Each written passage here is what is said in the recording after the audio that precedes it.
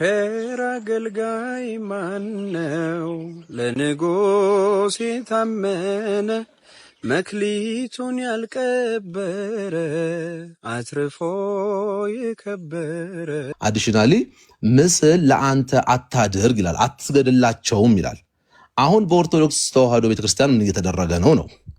ኦኬ በምድር ላይ የነበሩ ግን አሁን የሞቱ ቅዱሳንን በሙሉ እነሱ ያልሆኑትን የነሱ ፊት ያልሆነውን ዝም ብለው እንደዚህ ሊሆኑ ይችላሉ መግለጫ ነው ብለው ስለው ምን ያደርጋሉ? እንደ ምሳሌ አድርገው ይሰግዱላቸዋል። ሰው እዚህ ጋር እያለን ያለው ምንድነው? በላይ ኦርቶዶክስ አማኞች ብሩክ ጎበዝ ልጅ ጥቅስ ምናምን ስትወጣ ጎበዝ ነው፣ ጥሩ ነው። አይ አፕሪሺየት። ግን አሁን ስጠይቀን የጠየቁ መጽሐፍ ቅዱሳዊ ማስረጃህን ስጠን ያልኩ። እሺ የአንተን መጽሐፍ ቅዱሳዊ ማስረጃ ስትሰጥ ኦርቶዶክሶች ምን ይላሉ ምናምን አሁን ለጊዜው አትበል። ያው ከአንተ ጋር ነው የማወራው፣ ከኦርቶዶክስ ጋር ነው ይሄ ነው። እሺ አይ ነው አሁን እኮ መጽሐፍ ቅዱስ መሰረት አድርገህ እኮ ነው የምታወራው። የግድ ኦርቶዶክስ ብለህ መታከክ አይጠበቅብህም። ብሩ ደግሞ ምን ሆነሻል? ስለዚህ ምን ታደርጋለህ? መጽሐፍ ቅዱስን ታነሳና ይኸው በቃ እዚህ ክፍል ላይ በቃ እኮ ስለ ስዕላት እንደዚህ አይ ችግር የለውም፣ ችግር የለውም። አንተ እንደፈለክ ይሁን፣ ግን የማስረዳት የምፈልገው ላስረዳ፣ ችግር የለውም። አሁን ምንድነው እናንተ ስለምትሰግዱ እናንተ ምሳሌ ስለምታደርጉ ብዬ ላውራ። ኦርቶዶክስ አልበልና ብሩክ ወይ አሁን እኔ አልቸኩልም። እሺ ተረጋጋ። እኔ አሁን አልቸኩልም፣ አዳምጥሃለሁ። ስለ ስግደት ይሰገዳል ወይስ አይሰግድም የሚለውን ነገር ከመውራታችን በፊት ስዕላት መጽሐፍ ቅዱሴ ናቸው ወይስ አይደሉም የሚለውን ነገር ማውራት አለብን። እሱ ነው እያወራ ያሉት። አልሰማኝም? መጀመሪያ ፈለግዬ አይ አልሰማኝም? ብሩክ እሺ እባክህን አዳምጠኝ። እኔ አሁን ምን ላወራ እንደሆነ ሳትሰማ እባክህን አትቸኩል። እናንተ ስለምሰግዱላቸው ምናምን ብለህ ስለ ስግደትም ከመውራት በፊት እኔ አሁን የሆነ ሀሳብን እየገደብኩት አይደለም፣ ግን ስለ ስግደት ከመውራታችን በፊት እነዚህ ነገሮች አሁን አንተ ካነሳቸው አይቀር እነዚህ ነገሮች መጽሐፍ ቅዱሴ ናቸው ወይንስ አይደሉም የሚለውን በመጀመሪያ ማወቅ መረዳት አለብን። ስለዚህ በመጽሐፍ ቅዱስ ማስረጃ በመጀመሪያ እናወራለን። ከዛ በኋላ ከተስማማን በኋላ ናቸው ወይም አይደሉም የሚለውን ከተስማማን በኋላ ደግሞ ስለ ስግደት ደግሞ እናወራለን። ኦኬ ስለ ስግደት መጽሐፍ ቅዱስ ምን ይላል በደንብ አድርገን እናወራለን። እሱ ነው አሁን ገና ከመጀመሪያ በቃ የሆነ ማለቱን አዘየውና ተረጋግተህ የመጀመሪያው ሀሳብ ምንድን ነው? ስዕላት መጽሐፍ ቅዱሳዊ አይደሉም የሚል ጥቅስ አውጣና ስተን ነው እንጂ አሁን ስለ ኦርቶዶክሶች እዚህ ጋር ቁጭ ብለህ እንዲህ ነው ኦርቶዶክሶች ምናምን እንደዛ ማድረግ የለብህም። የራስህን ትምህርት ስትናገር ኦርቶዶክስ ቤተክርስቲያን መታከክ የለብህም። ኦርቶዶክስ ቤተክርስቲያን ኖረች አልኖረች አንተ ትምህርት አለኝ ብለህ የምታስብ ከሆነ ትምህርትን አውጥተህ መጽሐፍ ቅዱስን በመጽሐፍ ቅዱስ የማስረጃ ማሳየት ሎያል ማስገባት የፈለግሽውን እሱ አስገቢ። እሺ ቀጥል። በደንብ አልሰማኝም እንጂ ያመጣው ጥቅስ ራሱ የሚያወራው ስለ ስዕል ነው። ከስር አትስገዱ የሚለውን ጨመርኩኝ እንጂ በፍጹም መጀመሪያ ያመጣው ጥቅስ ስለ ስዕል ነው። አይደለም ስለ ስዕል ያወራው ስልልህ ነው። እኔ ስለምንድን ነው ያወራኸውም አይደለም እኔ ያልኩህ። ጌታ ኢየሱስ እሺ ሰምቻለሁ። ልቀጥል። ተስማምተናል። ልቀጥል። ስለ ስዕል አታውራ። ምዕራፍ 20 ጀመርክ። ሁላችሁም አዳምጡ። ስዕላት መጽሐፍ ቅዱስ እንዳልሆኑ ጥቅስ አወጣ። ከዛ ዘጸአት ምዕራፍ 20 አወጣ። እሺ ቀጥለው። ዘጸአት ምዕራፍ 20 ምን ይላል? እሺ እሰማለሁኝ አይደለ? ቀይ ያበራብኝ ነው። እሺ አመጥቻለሁ መሰል። እሺ ምንድነው እያለ ያለው ነው? አሁን እኛ እያወራን ያለ ነው ምንድነው? ስዕላት መጽሐፍ ቅዱሳዊ ናቸው ወይስ አይደለም የሚል ጥያቄ ነው የጠየቀን ፈለገ። ስለዚህ እናነባለን ደግመን። በላይ በሰማይ ካለው በታችም በምድር ካለው ከምድርም በታች በውሃ ካለው ነገር የማናቸውንም ምሳሌ የማናቸውንም ምሳሌ ይልና የተቀረጸውንም አዲሽናሊ ነው። ኦኬ የተቀረጸው ነው የሚለው አዲሽናሊ ነው። ምስል ምን ብሎ ጠቀለለው? ምስል ለአንተ አታድርግ አለ። ምን እያለ ነው? በሰማይ በምድር ከምድር በታች በውሃ ላይ ያሉትን ማናቸውንም ምሳሌ ሲባል ሰውን ኢንክሉድ ያደርጋል ይሄ ነገር። ኦኬ ሰውንም እንስሳንም የሚቀረጹትንም ኢንክሉድ ያደርጋል ማለት ነው። ስለዚህ የተቀረጸውንም ምስል ለአንተ አታድርግ ብሎ ይናገራል። አንድ ልጨምርላችሁ እዚሁ ዘዳግም ላይ ደግሞ ዘዳግም ላይ ላውጣላችሁ። ዘዳግም 4:16 ላይ ዘዳግም 4 እንዳትረክስ ይላል። የተቀረጸውንም ምስል የማናቸውንም ነገር ምሳሌ ስለ መቀረጽ ብቻ አይደለም እያወራ ያለው። እንዳትረክሱ አለ።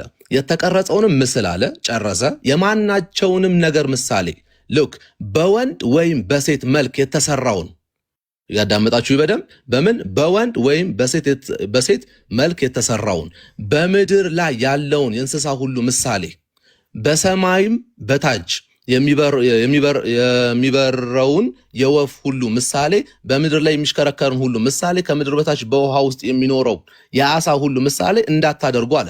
አሁን እዚህ ጋር በጣም ማሳየት የምፈልገው ነገር አንድ ነገር አለ።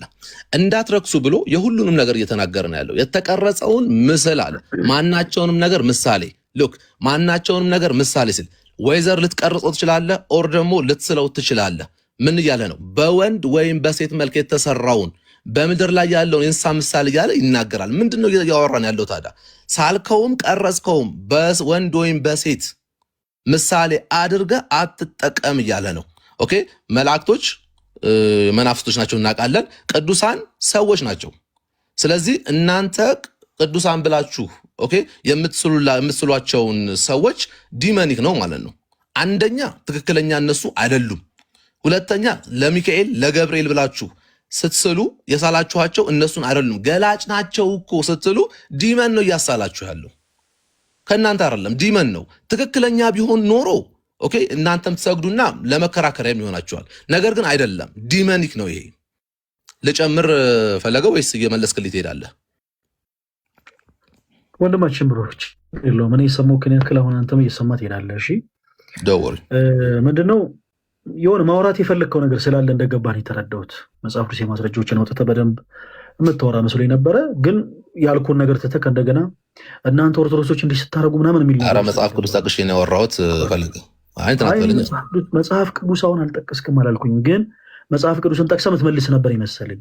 አሁን አንተ መጽሐፍ ቅዱስን ጠቀስክ፣ ስለ ክፍሉ ምንም አላብራራህልንም፣ ምን እያለ እንደሆነ አልተናገርክም። ቀጣ ወደ ኦርቶዶክስ ቤተክርስቲያን ዘለልክና ልድገምልህ ላብራራልህ።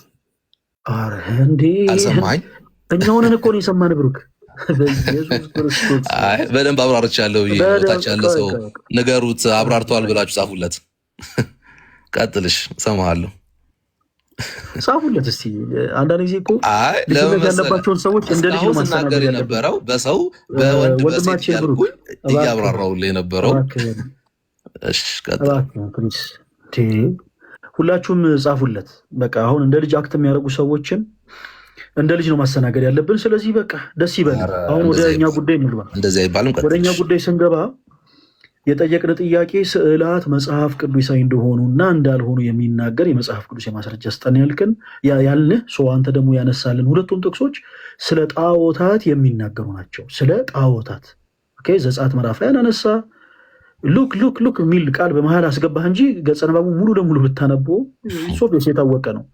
እና እኔ አሁን እንዳንተ ሉክ ሁላችሁም ተመልከቱ ሳልል ጥቅሱን ላንብብልህ። ዘጸአት ምዕራፍ 20 ከቁጥር 4 ላይ በላይ በሰማይ ካለው በታች በምድርም ካለው ከምድርም በታች ከውስጥ ካለው የማናቸውን ምሳሌ ለአንተ አታድርግ፣ አታምልካቸው፣ አትስገድላቸው ነው።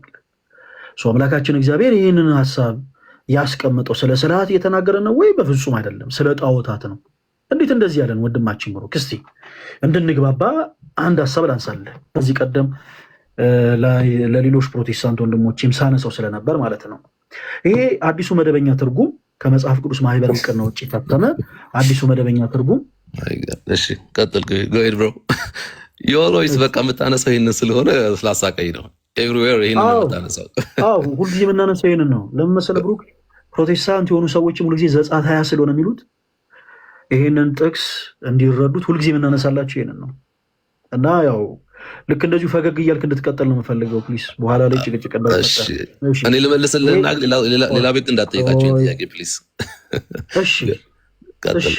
እሺ ቡራ፣ አንተ ከመለስክልን ምንም ችግር የለውም።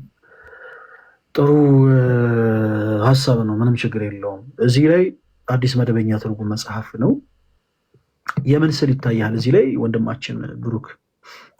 የመስቀል ስዕል ይታየኛል። ምስለ መስቀል፣ የስዕል ምስል እንደ አንዱን በለው እንጂ የመስቀል ስዕል። እሺ ይሄኛውም አዲስ መደበኛ ትርጉም ነው። እዚህ ላይ የምን ስዕል ይታያል ብሩክ? አንድ አይነት ነገር። በጣም ጥሩ። ወደ ሌላ ሀሳብ ከመግባቴ በፊት ስዕላት መጽሐፍ ቅዱሴ ናቸው ወይንስ አይደሉም ስንል አይደሉም ብለህን ነበር። አዎ አይደሉም። በጣም ጥሩ። በስዕላት መጽሐፍ ቅዱሴ አይደሉም የምትሉ እናንተ መጽሐፍ ቅዱሳችሁ ላይ ልክ እንደዚህ ትልልቅ ስዕላቶች አሉ።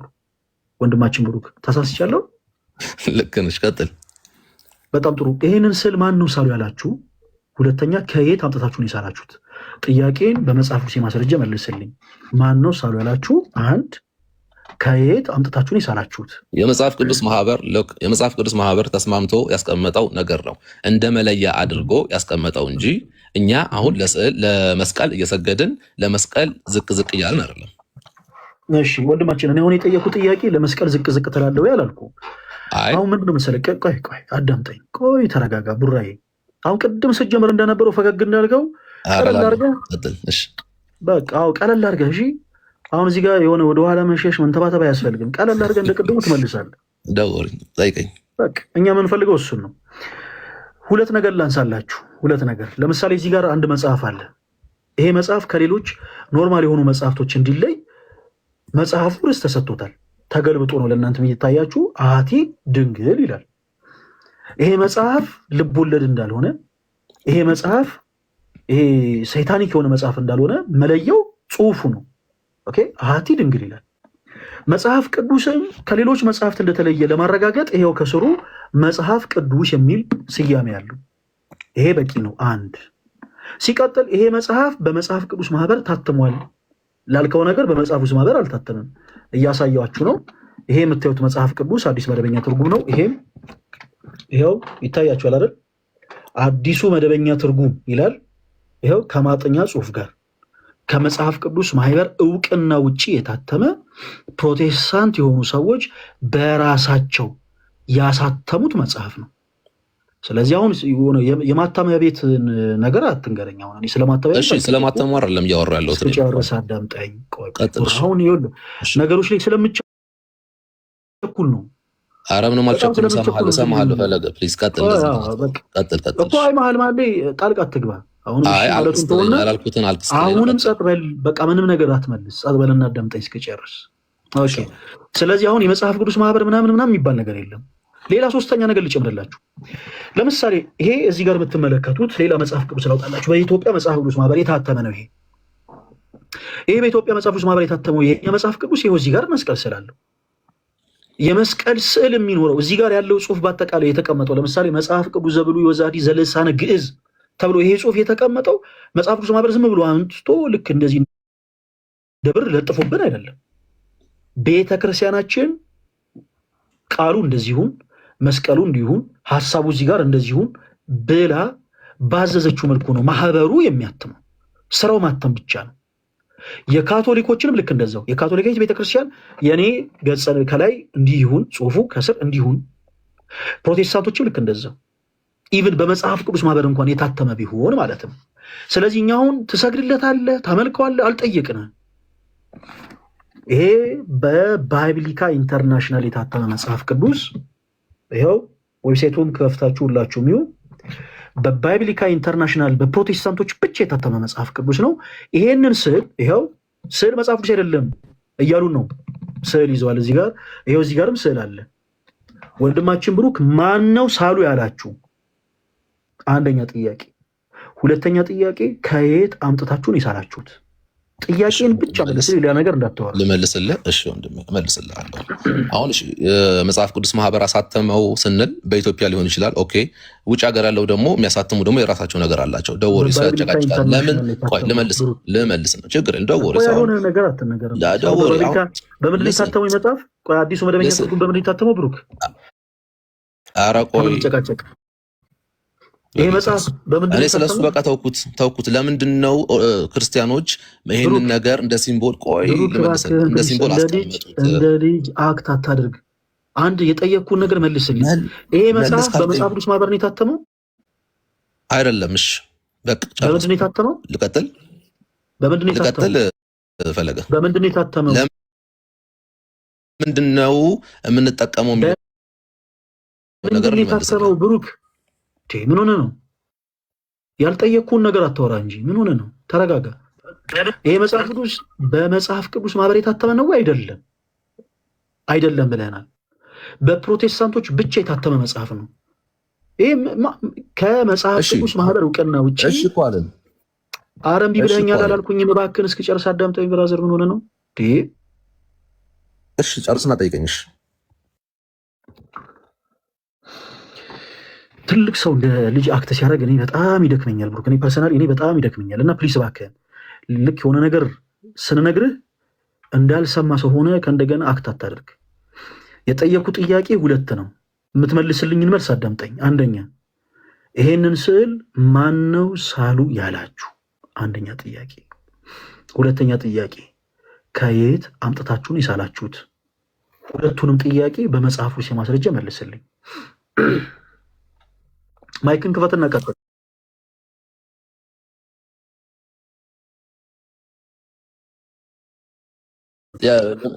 ልመልስልህም የነበረው ይህንን ነው። በደንብ አዳምጡ። እዚህ ያላችሁ ማን ነው ያዘዛችሁ እንድትስሉ? መጽሐፍ ቅዱስ ተስማምተው ነው ይህን ነገር ያስቀመጡ ሲምቦሉ ስንል ከየት አይታችሁ ነው? ምን አውቃችሁ ነው? መጽሐፍ ቅዱስ። ኦኬ ከእንትን እንጀምር። አንደኛ ቆሮንቶስ ምዕራፍ 1 ከቁጥር ልክፈት 18 አንደኛ ቆሮንቶስ ምዕራፍ 1 ከቁጥር 18 እናንብብ። ምን ይለናል? የመስቀሉ ቃል ለሚጠፉ ሞኝነት፣ ለእኛ ለምንድን ግን የእግዚአብሔር ኃይል ነውና ስለሚል ይሄንን እንደ ሲምቦል እንጠቀምበታለን። ሁለተኛ እንሂድ ወደ ቆላስይስ 2:14 ላይ እናነባለን። በእኛ ላይ የነበረውን ሉክ በደንብ አዳምጡ። በእኛ ላይ የነበረውን የሚቃወመንንም በትእዛዝ የተጻፈውን የዕዳ ጽሕፈት ደመሰሰው ይልና እርሱንም በመስቀል ጠርቆ ከመንገድ አስወገደው። ሰው ታዲያ ለምንድን ነው የምትጠቀሙት እናንተ ወንጌል አማኞች ኦርቶዶክሳውያን? በእኛ ላይ የነበረውን የሚቃወመንን በትእዛዝ የተጻፈውን የዕዳ ጽሕፈት ጌታችን ኢየሱስ ክርስቶስ የደመሰሰው በመስቀል ጠርቆ ስለሆነ እሱን እንደ ሲምቦል አድርገን እንጠቀምበታለን። አገኘኸኝ ፈለገ? ብሩክ ስም ማን ይባላል? ጌታስ ተው ፈለገ ተው። ብሩክ ብለህ ማን ይባላል ስም ትለኛለህ? ደግመህ እንድትልልኝ ፈልጌ ነው። ብሩክ ስም ማን ይባላል? ፈለገ ብሩክ። እሺ ብሩክ ይባላል። እሺ ወንድማችን ስምን ስጠይቅ ስምን የነገርከኝ ሰው ጥያቄም ደግሞ ሳነሳልህ የጠየቅኩን ጥያቄ ብቻ መልስልኝ። ጋይስ እባካችሁ ሁላችሁም ተከታተሉ እሺ። አሁን እኛ ለዚህ ወንድማችን ያቀርብንለት ጥያቄ ምንድን ነበረ? ይሄንን ስዕል ይኸውላችሁ ተመልከቱ። እዚህ ጋር ሌላ አይነት ቅርጽ ያለው የመስቀል ስዕል አለ። የፕሮቴስታንቶች መጽሐፍ ቅዱስ ነው፣ ግን ኦርቶዶክሶች ጋር ሲመጡ ስዕላት መጽሐፍ ቅዱስ አይደሉም ይሏቸዋል። እዚህ ጋር የምትመለከቱት ይሄ የመስቀል ስዕል ነው። ሁለቱም አሳሳላቸው የተለያየ ነው። እዚህ ጋር ይሄ እዚህ ጋር ከስር 4 ማዕዘን አለው። እዚህ ጋር ከላይ የሆነ ቅርጽ አለው። እዚህ ጋር ያለው ስዕል ሌላ አይነት ነው። ኦኬ እሺ፣ ማን ነው ሳሉ ያላችሁ? መጽሐፍ ቅዱስ አለን። እሺ ሰማን። ከዛ አሁንም ሊመልስ መስሎን እየጠበቅን ነው። እኛ ከየት አምጣችሁ ሳላችሁት? መጽሐፍ ቅዱስ አለን። እና ለምንድን ነው የምንገለገልበት መሰላችሁ? ያው መስቀል እዚህ ክፍል ላይ ኃይላችሁ ነው ምናምን ስለሚል ብራዘር፣ እኔ ያው መች ጠየቅኩ። ለምንድን ነው ልቤን ዝቅ የምታደርገው? ለምሳሌ ፕሮፋይል ላይ የምን ስዕል አለ? የመስቀል ስዕል አለ። ስዕላት መጽሐፍ ቅዱስ ናቸው ወይስ አይደሉም? አይደሉም። በጣም ጥሩ። አንተ ፕሮፋይል ላይ ያለውን መጽሐፍ ቅዱስ ላይ አሁን ያሳየው አዲስ መደበኛ ትርጉም መጽሐፍ ቅዱሶች ላይ ያሳየው እነዚህን መስቀሎች አንደኛው ጥያቄ ማን ነው ሳሉ ያላችሁ? መጽሐፍ ቅዱስን ገልጠ እኛ የምንጠቀመው ልናመልከው ሳይሆን ለምልክትነት ነው ብላት ለምንድን ነው የምትጠቀምበት ብዬ አልጠየኩም። እሺ ብሩክ የጠየቁ ነው ብዬ ነው ጥያቄ እንደገና ለምልክት ነው የምንጠቀመው። እኔ አልጠየቅኩም። ለምንድን ነው የምትጠቀሙ ብዬ አልጠየቅኩም። ምን ሆነ? ለምን ሳላችሁት አይደለ? ለምን ስላላችሁ ለምን ሳልከውም አላልኩም። ማን ነው ሳል ያለ? በመጽሐፍ ቅዱስ ማስረጃ አምጣ እኮ አመጣሁልህ። አልሰጠኝም ብራዘር። ማን ነው የሚል የለም። እንደዚህ ሳል እንደዚህ አትሳል ያለህ የለም። ኦኬ ክርስቲያኖች ከየት አምጥታችሁ ሳላችሁት? አዳምጠኛ ቆይ ስማኝ። ይኸውልህ አሁን አንተ አዳምጠኝ። ይኸውልህ አሁን አንተ ይኸውልህ ለምን ተሳለ ካልከኝ መጽሐፍ ቅዱስ ላይ ስላለ መጽሐፍ ቅዱስ ላይ ያለ ነገር ስለሆነ ምልክታችን ስለሆነ ስዕላት እኮ መጽሐፍ ቅዱስ አይደሉም ብለህ ነው የምታምነው? አይ እንደዛ አይደለም እያወራሁኝ ያለው። መጽሐፍ ቅዱስ አይደለም እኮ ነው ብለህ የምታምነው እኮ። ይሄ ስዕል አይደለም፣ እንደሱ አይደለም። ይሄ ስዕል መጽሐፍ ቅዱስ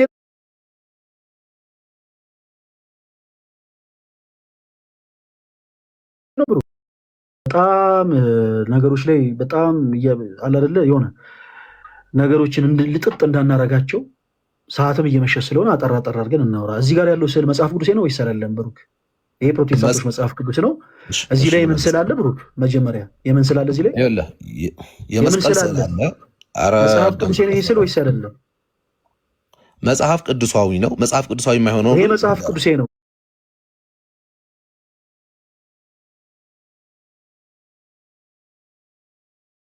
ጋይስ አዳምጡ። መጽሐፍ ቅዱሳዊ የማይሆነው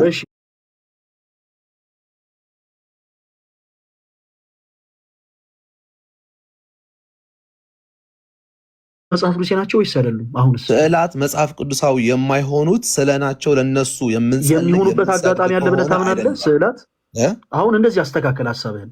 ስዕላት መጽሐፍ ቅዱስ የሚሆኑበት አጋጣሚ አለ ብለህ ታምናለህ? ወንድማችን መጽሐፍ ቅዱሳዊ ሲባል የተጻፈውን ነገር በገላጭ ታምናለህ ወይ? ታምናለህ ወይ? ሳታም የሚሆኑበት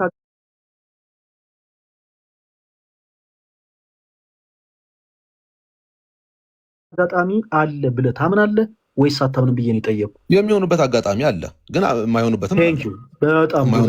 በደንብ ያዝልኝ። እንመጣለን። ማይሆኑበትም አለ። በቃ እሱ ብለን እንመጣለን። በጣም ጥሩ። ሁላችሁም አዳምጡ። ገና ስንጀምር አሁን ዩሲ ብሩክ የሆነ ተጣሙ የነበረን ነገር አንተ ጋር ትንሽ አቃና ነው። ገና ስትገባ ምንድን ነበር ያልከን? ብሩክ ቆይ ግድ የለም ቆይ አዳምጠኝ። አኮርዲንግ ቱ ኦርቶዶክስ የምታምነው ነገር ነው። ሪካርዱን ስለምታደምጠው ቆይ ራስን ትታዘብበታል። አዳምጥ። ስትገባ ቡራዬ ምን ብለህ ነው መሰለህ የገባኸው? ስዕላት ጣዖታት ናቸው ብለህ ነው የገባው ብራዘር። አዎ እናንተ ቤት እና ዘጸአት ምዕራፍ 20 ጠቀስክልን። ዘጸአት ምዕራፍ 20 ላይ እንዲህ ይላል። ስለዚህ ስዕላት በአጭሩ ጣዖታት ናቸው ነበር ያልከን።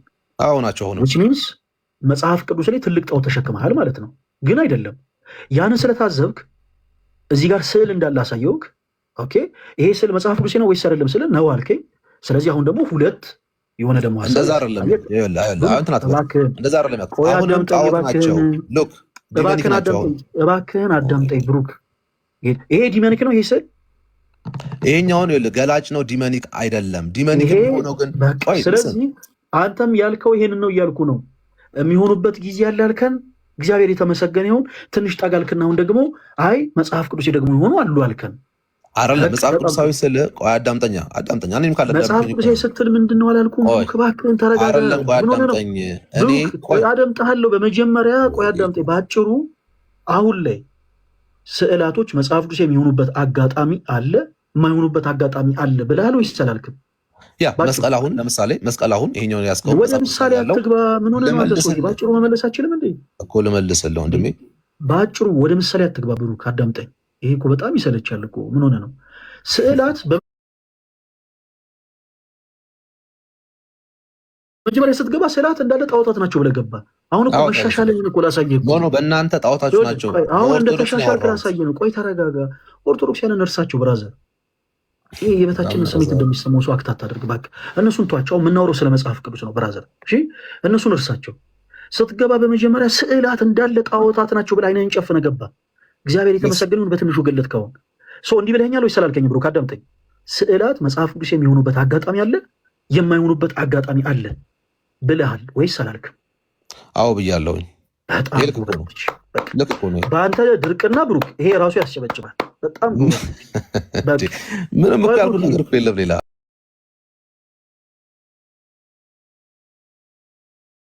አሁን ስዕል መጽሐፍ ቅዱስ ነው ብለናል። እሱች አትበለኝ። መጽሐፍ ቅዱሳዊ ናቸው ብቻ አላልኩም እኔ። አሁን ስለዚህ የጠየቅኩ ወደ ሌላ ሊልኩኝም ብሩክ እያሳየውክ ስለሌላ ነገር አታስብ። ገና ለገና ፈለገ እንደዚህ ሊለኝ ነው ብለህ ልክ ስለት እንደነካው ዶሮ ዛንዛዛ ትርገጥ እባክህን። ቆይ አንድ ጊዜ ይሄን ብቻ ይልኝ አንድ ጊዜ። ኦኬ ይሄ ስዕል የምን ስዕል ነው አልከኝ ብሩክ? የመስቀል ስዕል ነው። ለመግለ እንደ ሲምቦል እንጠቀመዋለን።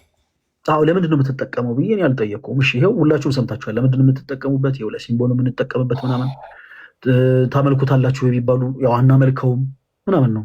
እርግጥ መስቀልን የሚያመልክ ክርስቲያን የለም። እግዚአብሔር የተመሰገነ ይሁን። እዚህ ጋር ትመለከታላችሁ 4 ማዕዘን አለ ይህ መስቀል። እዚህ ጋር የሆኑ 4 የተለያዩ አቅጣጫዎች አሉ። ከእነሱ ደግሞ ተለይቶ ደግሞ እዚህ ጋር 3 አይነት ደግሞ የሆነ ነገር አለ። ራሱን የቻለ ትርጉም አለው። ይሄ ባደኩባት ቤተክርስቲያን አሰረ ክህነት ያላቸው ካህናት አባቶች የሚይዙት መስቀል አይነት ቅርጽ ነው ያለው።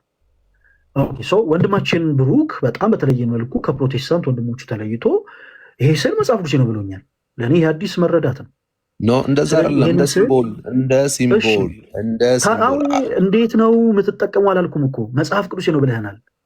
መጽሐፍ ቅዱሳዊ ነው ስለ ፈለግ አታስወራኝም እኮ አንተ ብቻ ነው እያወራ ያለው። አንድ ታዳምጠኝ ጥሩ ነው። ለዚህ ታች ያለ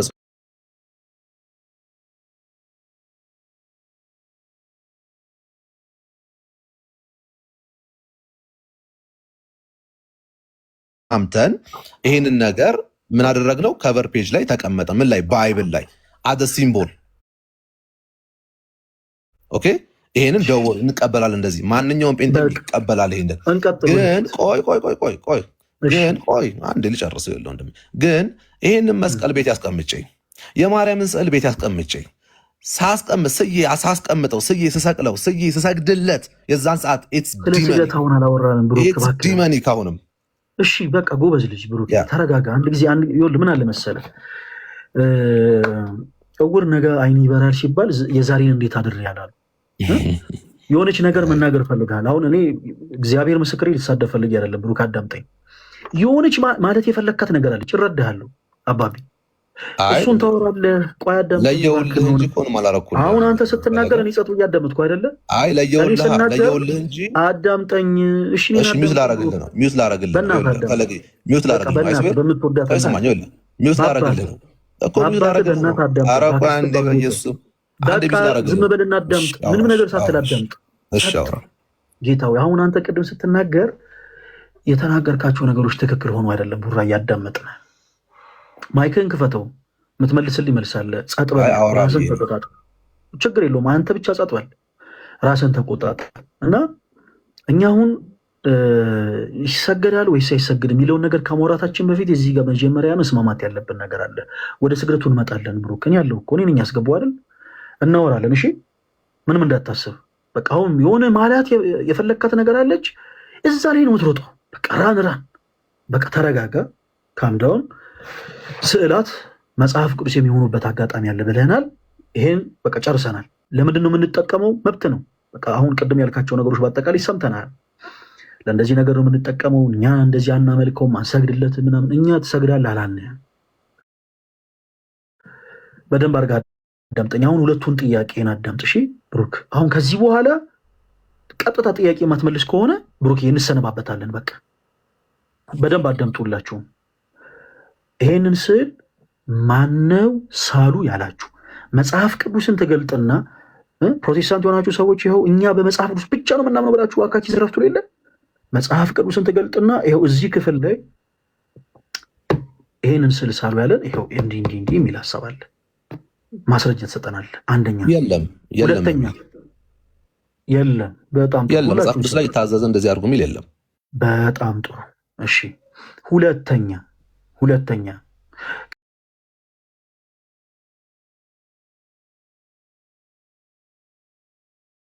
ቀደም ምን እያለን ነበር ወንድማችን? እንዳትረሱ የማርያምን ስዕል የገብርኤልን ስዕል ሳሉ ሳትባሉ ኬት አምጥታችሁን ይሳላችሁት እያላካችሁ ይዘራፍ ሲል ነበር። ወደ ፕሮቴስታንቱ ቤት ደግሞ ጎራ ብለን ይሄንን ስዕል ማን ነው ሳሉ ያላችሁ? ወፍ።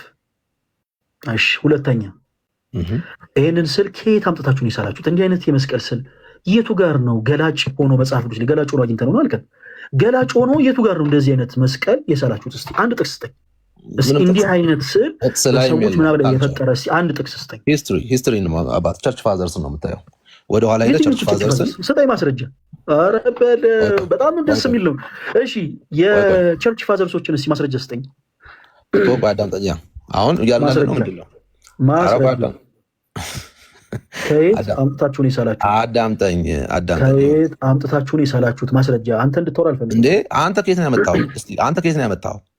እኔ መልስልሃለሁ ብራዘር። እኔ ብሩክ እንጂ ተረጋጋ። ምን ሆነህ ነው እንደ ልጅ አንተ ከየት ነው ያመጣው አንተ ምናምን አትበል እንጂ ብራዘር። አንዱ ነገር ልንገርህ እንደ በሰለ ሰው። እሺ ብሩኬ፣ ኦርቶዶክሳውያን መልስ ኖራቸውም አልኖራቸውም ለዚህ ጉዳይ የአንተም ትምህርት ከፍ አያደርግልህም፣ አይቀንሰውምም፣ አይጨምረውምም፣ እውነት አያደርገውምም፣ ሐሰት አያደርገውምም።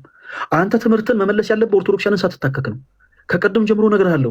ኦርቶዶክስን ሳይታከክ የእናንተ ትምህርት በራሱ ችሎ ራሱን ቆሞ ማስተማር አይችልም። ብሩክ ገርመኝ ነው መልስልሃለሁ። ችግር ይችላል ወይስ አይችልም? በደንብ ነው የሚችለው እንጂ በቃ የሚችል ከሆነ አትታከክ። ኦርቶዶክስ ራስን ችለህ ብሩክ አዳምጠኝ። ብሩክ እልሃለሁ ምን ሆነ ነው አካኪ ዘራፍ አትበል እንጂ እልሃለሁ እንጂ በደንብ ነው የምልህ። አዳምጠኝ። ኦርቶዶክስ ቤተክርስቲያንን ሳትታከክ ራስህን ችለህ እኛ እንዲህ ያመጣ ነው ይሄው መጽሐፍ ቅዱስ እንዲህ ብሎ ነው በል። ቅድም ገላጭ ስለሆነ ነው ያመጣ ነው አልከን ከመጽሐፍ ቅዱስ። የቱ ጋር ነው ገላጩ ነው የተቀመጠው? እስኪ ይሄ መስቀል የትኛው የመጽሐፍ ቅዱስ ክፍል ላይ ነው ገላጭ ሆኖ የተቀመጠው? ለምንድን ነው የምትገለገሉት የሚል ጥቅስ እንዳሰጠኝ እኛ ስናነበው አንብበን መጽሐፍ ቅዱስ ላይ አንተ እንድትናገር አልፈልግም። ቀጥታ ወደ መጽሐፍ ቅዱስ ጥቅስ ግባ። አንተ የምትናገረው ለእኔ ተረት ተረት ነው። ማስረጃ ስጠኝ። ቅድም ተነጋገርን። መጽሐፍ ቅዱስ ላይ እንደዚህ ተብሎ የታዘዘ ነገር የለም ብለን እኮ ጨረስን አይደል? መጽሐፍ ቅዱስ ላይ እኔ ታዘሃል ወይስ አልታዘዝክም አይደለም ያልኩህ። ገላጭ ሆኖ ነው ያገኘ ነው ብለህናል።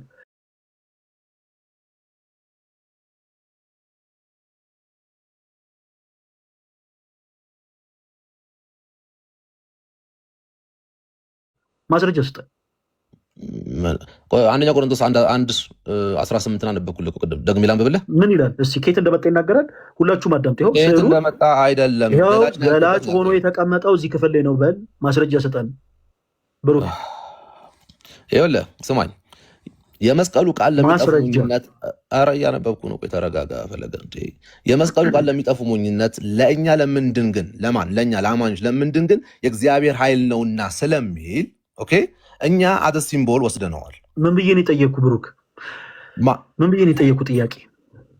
ኧረ በጌታስ ምን ብዬ ነው የጠየቅኩ? እንደ ገላጭ መሆኑን የሚያሳይ መጽሐፍ ቅዱስ ላይ ያሳየኝ አይደል ያልከው? ለምንድን ነው የምትገለገልበት ብዬ ጠይቄያለሁ ብሩክ።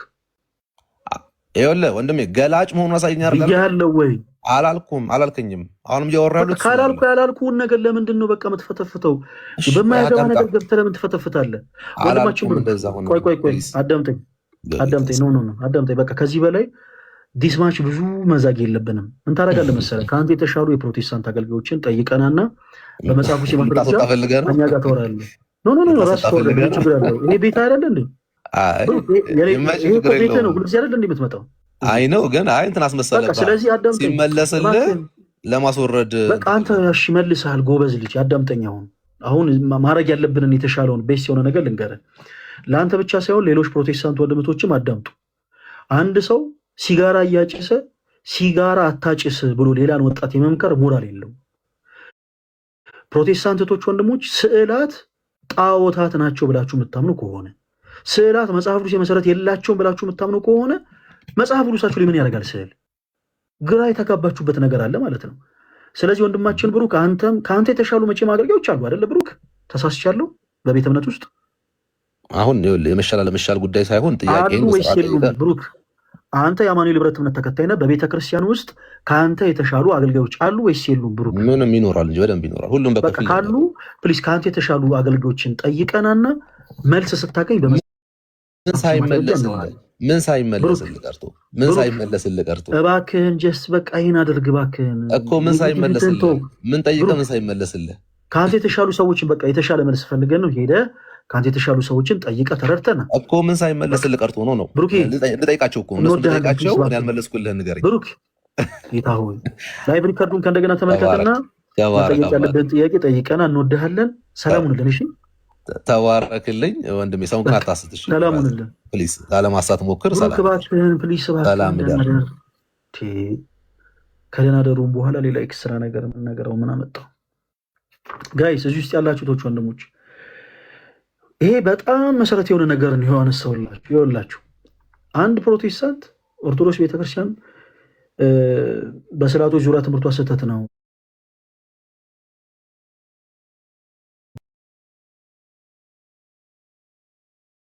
ይሄ የምታዩት የፕሮቴስታንት 66 መጽሐፍ ነው አዲስ መደበኛ ትርጉም ከመጽሐፍ ቅዱስ ማህበር ዕውቅና ውጪ የታተመ ይሄው እዚህ ጋር የምትመለከቱት ይሄ ስዕል አዲስ መደበኛ ትርጉም ነው ከመጽሐፍ ቅዱስ ማህበር ዕውቅና ውጪ የታተመ የምስል አለ እዚህ ጋር የመስቀል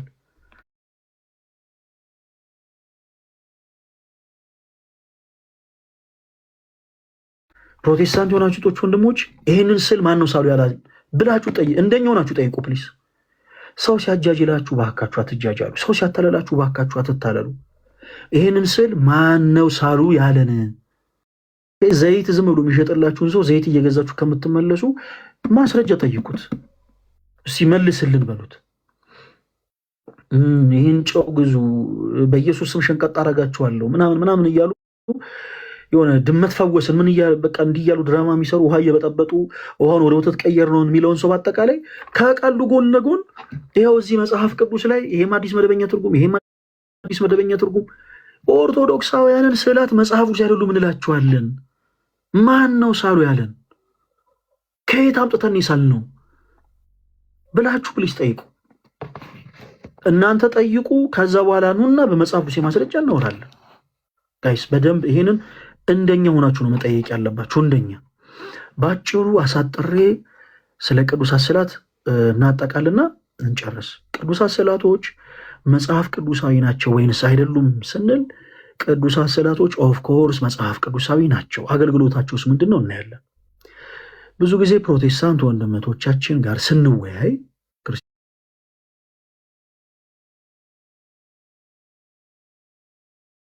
ክርስቲያኖች ወንድሞች እንደምታዩት ፕሮቴስታንት የሆናችሁ ወንድሞች እናንተም ተከታተሉ።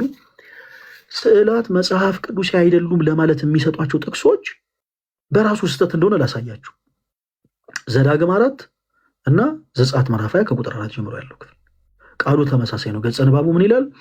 በላይ በሰማይ ካለው በታች በምድርም ካለው ከምድርም በታች ከውሃ ውስጥ ካለው የማናቸውንም ምሳሌ ለአንተ አታድርግ፣ አታምልካቸው፣ አትስገድላቸውም ይላል። ይሄ ክፍል የሚናገረው ስለ ጣዖታት ነው። እኛ በእግዚአብሔር የምናምን ክርስቲያን የሆነን ሰዎች ጣዖታትን እንጸየፍ ዘንድ አምላካችን እግዚአብሔር ያዘዘበት የመጽሐፍ ቅዱስ ክፍል ነው። ጣዖታትን አብዝተን ነው የምንጸየፈው። ሰዎች ስዕል መሳላቸው ኃጢአት አይደለም። በነገራችን ላይ ለምሳሌ ሕፃናት አንበሳ ምናምን ድመት ይስላሉ። ስዕል መሳል ኃጢአት አይደለም። እሺ፣ አንድ ሰው ግን አንበሳን ስሎ ፀሐይን ስሎ ከዋክብትን ስሎ የፈጠረው አምላኩን ወደ ጎን ትቶ አንተ አምላኬ ገዢ ነህ ብሎ ያንን ወርሺፕ የሚያደርግ ከሆነ ግን ያ ጣዖት አምልኮ ነው። ስለዚህ ጣዖታትን እንጸየፍ ዘንድ አምላካችን እግዚአብሔር በዚህ መጽሐፍ ቅዱስ ክፍል ላይ ያዞናል። ይሄ መጽሐፍ ቅዱስ ክፍል እንደው ስዕላትን ነው የሚመለከተው ቢባል እንኳን ሁለት መሰረት የሆኑ ስህተቶችን ልንገራችሁ። አንደኛ አምላካችን እግዚአብሔር ኃጢአት ነው ያለውን ነገር ጽድቅ ነው ብሎት አያውቅም። ጽድቅ ነው ያለውን ነገር አንድ ጊዜ ኃጢአት ነው ብሎት አያውቅም። ቃሉ ዘላለማዊ ነው። ለምሳሌ በማናቸው ምሳሌ በወንድ ወይም በሴት በላይ በሰማይ ካለው በታች በምድር ካለው ሲል አንዳንድ ሰዎች ጻድቃንን፣ ቅዱሳን መላእክትንም ጭምር ያካትታል። ስለዚህ አዎ ይሄ ክፍል ስለ ስዕላት ነው የሚናገር ይላሉ። እዚሁ የመጽሐፍ ቅዱስ ክፍል ላይ ኦሪት ዘጸአት ምዕራፍ 25 ከቁጥር 18 ላይ ስትመለከቱ 2 ኪሩቤል ይላል አምላካችን እግዚአብሔር ከተቀጠቀጠ ወርቅ ስራ ብሎ እንዳዘዘ እንመለከታለን በቀጥታ። በጣም የሚገርማችሁ ነገር ክርስቲያኖቶች ወንድሞች፣ ፕሮቴስታንት የሆናችሁ ወንድሞች በጌታ ፍቅር ባካችሁ በደንብ አዳምጡ። በቤቱ ሲሸጡ ሲለውጡ የነበሩ ሰዎችን የአባቴን ቤት ብሎ ነው የጠራው ያንን ቦታ። ኦኬ፣ በኪሩቤል ስዕላት ያሸበረቀውን ያንን መቅደስ ጌታችን ኢየሱስ የአባቴ ቤት ብሎ ነው የጠራው። የአባቴ ቤት የጸሎት ስፍራ ሆኖ ሳለ እናንተ ግን መነገጃ፣ መሸጫ፣ መለወጫ የወንበዴ ቤት አደረጋችሁት ብሎ ነው ጌታችን ኢየሱስ የተናገረው። የአባቴ ቤት ብሎ ጠርቶታል። እነዚህ ስዕላቶች ባሉበት ስፍራ ማለት ነው። በላይ በሰማይ ሲል መላእክትን ያካትታል ማለት ነው ወይ? በፍጹም። ፕሮቴስታንቶች ወንድሞች እንዳትሳሳቱ። በላይ በሰማይ ሲል ዘዳግም ላይ ይናገራል። የሰማይ ሰራዊቶችን ነው እየጠቀሰ ያለው። የሰማይ ሰራዊት የምንላቸው ምንድን ናቸው? ፀሐይ፣ ጨረቃ፣ ከዋክብት፣ አዕዋፍት፣ ደመናት፣ ሌሎችም ሰዎች ወደ ሰማይ ቀና ብለው አይተው ተመልክተው ሊስሏቸው የሚችሉ ነገሮችን የጠቀሰው። ለምሳሌ ሰው አሁን ጣዖት ለማምለክ ብሎ ፕሮቴስታንቶች ወንድሞች ሲምፕል ሎጂክ ልንገራችሁ። አንድ ፕሮቴስታንት ጣዖት ማምለክ ቢፈልግ፣ እሺ ራንደም የሆነ ሰው አንድ ሰው ጣዖት ማምለክ ቢፈልግ እግዚአብሔርን ከካደ በኋላ ቀና ብሎ ወደ ሰማይ ቅዱሳንን ማየት ይችላል? አይችልም። አትሸወዱ። ወደ ላይ ወደ ሰማይ ቀና ብሎ ተመልክቶ ቅዱሳን መላእክትን ማየት ይችላል? አይችልም። ነቢያትን ማየት ይችላል? አይችልም። በሰማይ ላይ ያሉ ግን የሰማይ ሰራዊቶችን ሁሉ ግን ያያል። ፀሐይ፣ ጨረቃ፣ ከዋክብት፣ አዕዋፍት፣ አስትሮይዶች፣ ሜቴሮይቶች፣ ደመናቶች እነዚህን ሁሉ ቀርጾ ወርሺፕ ማድረግ ግን አይችልም። ይሄ ጣዖት አምልኮ ነው። ይሄ ክፍል ፕላስ ስለ ጣዖታት ነው። በቃ ስዕላትም ጣዖታት ናቸው የሚባል ከሆነ እኛ ሳንሆን ፕሮቴስታንት ወንድሞቻችን ጣዖታትን ተሸክሟል ማለት ነው። ሊያውም ከሚጻረረው ከክርስቶስ ቃል ጋር ይሄው እዚህ ጋር ስዕል አለ። ይሄ ስዕል ጣዖት ነው ማለት ነው? አይደለም። ቅድም ያነሳን የመጽሐፍ ቅዱስ ክፍል ላይም ይሄው ስዕል አለ። ይሄ ስዕል ጣዖት ነው ማለት ነው? አይደለም። ስዕላትና ጣዖታት መካከል ሰፊ ልዩነት አለ። ቅዱሳት ስዕላት የምንላቸው በመጽሐፍ ቅዱስ ሀሳብ ላይ የዋሉና መጽሐፍ ቅዱስ ገላጭ ሆኑ ቤተክርስቲያናችን ወንጌልን የምትሰብካባቸው ቋንቋዎቿ እንጂ ጣዖታት አይደሉም። ስለዚህ ጣዖታትን ኦፍኮርስ እንጸየፋለን። ነገር ግን ቅዱሳት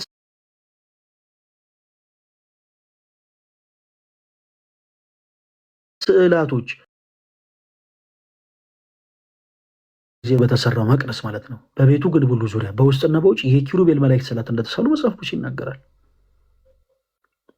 ይናገራል። እንደውም ቁጥር 27 ቅድም ሳነሰው ነበር። ቁጥር 27ን ከፍ ብላችሁ ስታነቡ የኪሩቤል ክንፎቻቸው ተዘርግተው ነበር ይላል። የአንዱ ኪሩብ ክንፍ ከአንደኛው የግንብ ጥግ እስከ ሌላኛው የግንብ ጥግ ይደርስ ነበር። ማለት ግዙፍ ተደርጎ ነው የተሳሉት። እነዚህ ስዕላቶች እንዲሳሉ የታዘዙት አምላካችን በእግዚአብሔር ፈቃድ ነው። ሌላው እነዚህን ስዕላቶች ከየት አምጥታችሁ ሳላችኋቸው የሚል ጥያቄ ነው ብዙ ጊዜ በተደጋጋሚ የሚነሳው። ከየት ለምሳሌ ገብርኤልን ማን አይቶ ነው የሳለው? ሚካኤልን ማን አይቶ ነው የሳለው? ሐዋርያው ቅዱስ ጳውሎስን ከየት አይታችሁ ሳላችሁት? እና አቡነ ተክለ ሃይማኖት እና አቡነ ገብረ መንፈስ ቅዱስን ማን ከየት አይቶ ሳላችሁ?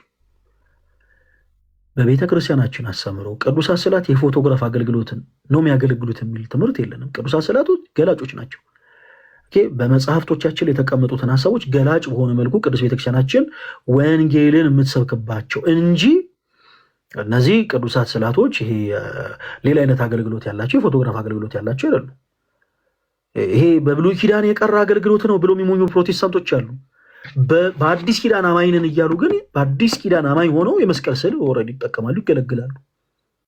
ይሄ ለኦርቶዶክስ ቤተክርስቲያን ሲሆን ለመልስ ይሄ ነገር በብሉይ የቀረ ነው፣ ይኸው የአዲስ ኪዳን አማኝንን የሚሉ ፕሮቴስታንቶች ይኸውላችሁ የሚያሳትሙት መጽሐፎች ላይ ይኸው የመስቀል ስዕል አለ። አሁን አዲስ ኪዳን ላይ ሆነው ማለት ነው። ስለዚህ ስዕላት ምንድን ነው ማለት ነው? አገልግሎታቸው ገላጮች ናቸው። አያችሁ፣ ገላጮች ናቸው። ቋንቋ በሶስት ይከፈላል። አንደኛው ሊተራል የምንለው ላንጉጅ ነው፣ ቃል በቃል የምንነጋገረው ቋንቋ ነው። ሁለተኛው የምልክት ቋንቋ ነው። ሶስተኛው ስዕላዊ ቋንቋ ነው። ቃል በቃል በሆነ መልኩ ቅዱስ ቤተክርስቲያናችን ወንጌልን ትሰብካለች። በዓለም ሁሉ ወንጌልን ትሰብካለች። በምልክት ቋንቋ ወንጌልን ትሰብካለች። ቅድም ስናነሳ ነበረ። እኛ ነጭ የምንለብሰው እዚህ ውስጥ ያላችሁ ፕሮቴስታንት ወንድምቶቼ፣ ነጭ የምንለብሰው ዝም ብሎ እንዲያምርብን አይደለም። በምልክት ቤተክርስቲያናችን ሰባኪ ስለሆነች ነው። መስቀል በዓል ባሳለፍነው መስከረም ላይ ስናከብር ወደ 9500 የሚጠጉ የሰንበት ትምህርት ቤት አባላት ለምን ሬንጀር ለብሰው ሃሃ እያሉ እንደ ልዩ ኃይል ሰላምታ እየሰጡ ለምን አላለፉ? ምክንያቱም እኛ እዛ ጋር ብንሰበሰቡ ሾው ለማሳየት አይደለም። አንዳንድ የኢየሱስ ወታደር ነኝ የሚሉ ፕሮቴስታንቶችን አይታችሁ ከሆነ ፌክ የሆነ ሬንጀር ሁሉ ያሰፋሉ። አሁን ሳቢያችሁ ምንም ይሁን ደዝማታር ልዩነቱን ግን ልነግራችሁ ነው። አንድ የሆነ የኢየሱስ ወታደር ነኝ የሚል ቸርች ያለው ሰው የሆኑ 13 ነው ምናምን የሚጠጉ ልጆችን ሰብስቦ ልክ እንደነሱ ሬንጀር አስለብሶ የኢየሱስ ወታደር ነኝ እያለ እግራቸውን ዳዳ እያደረጉ ሰላምታ ሲሰጡ ነበረ። ጋይስ ኢማጂን እንደኛ 9500 የሆኑ ሰዎችን ደግሞ ቢያገኝ ይሄ ሰው ሙሉ ትጥቅ ነው የሚያስታጥቃቸው ማለት ነው። ቤተክርስቲያናችን ሾው የማሳየት ዓላማ የላትም ጋይስ። ይኸውላችሁ እዛ ጋር ነው ትልቁ ፖይንት፣ እዛ ጋር ነው። ቤተክርስቲያናችን ሾው የማሳየት ዓላማ የላትም። 9500 የሰንበት ትምህርት ቤት አባላት ሲሰባሰቡ በምልክት ወንጌልን እንዲሰብኩ ነው ያደረገችው። በቃል በዝማሬ የክርስቶስን ወንጌል እንዲሰብኩ ነው ያደረገችው ቅዱስ ቤተክርስቲያን። ነጭ ለብሰው ነው የተገኙት። ነጭ ምን ለብሰው ለምንድን ነው?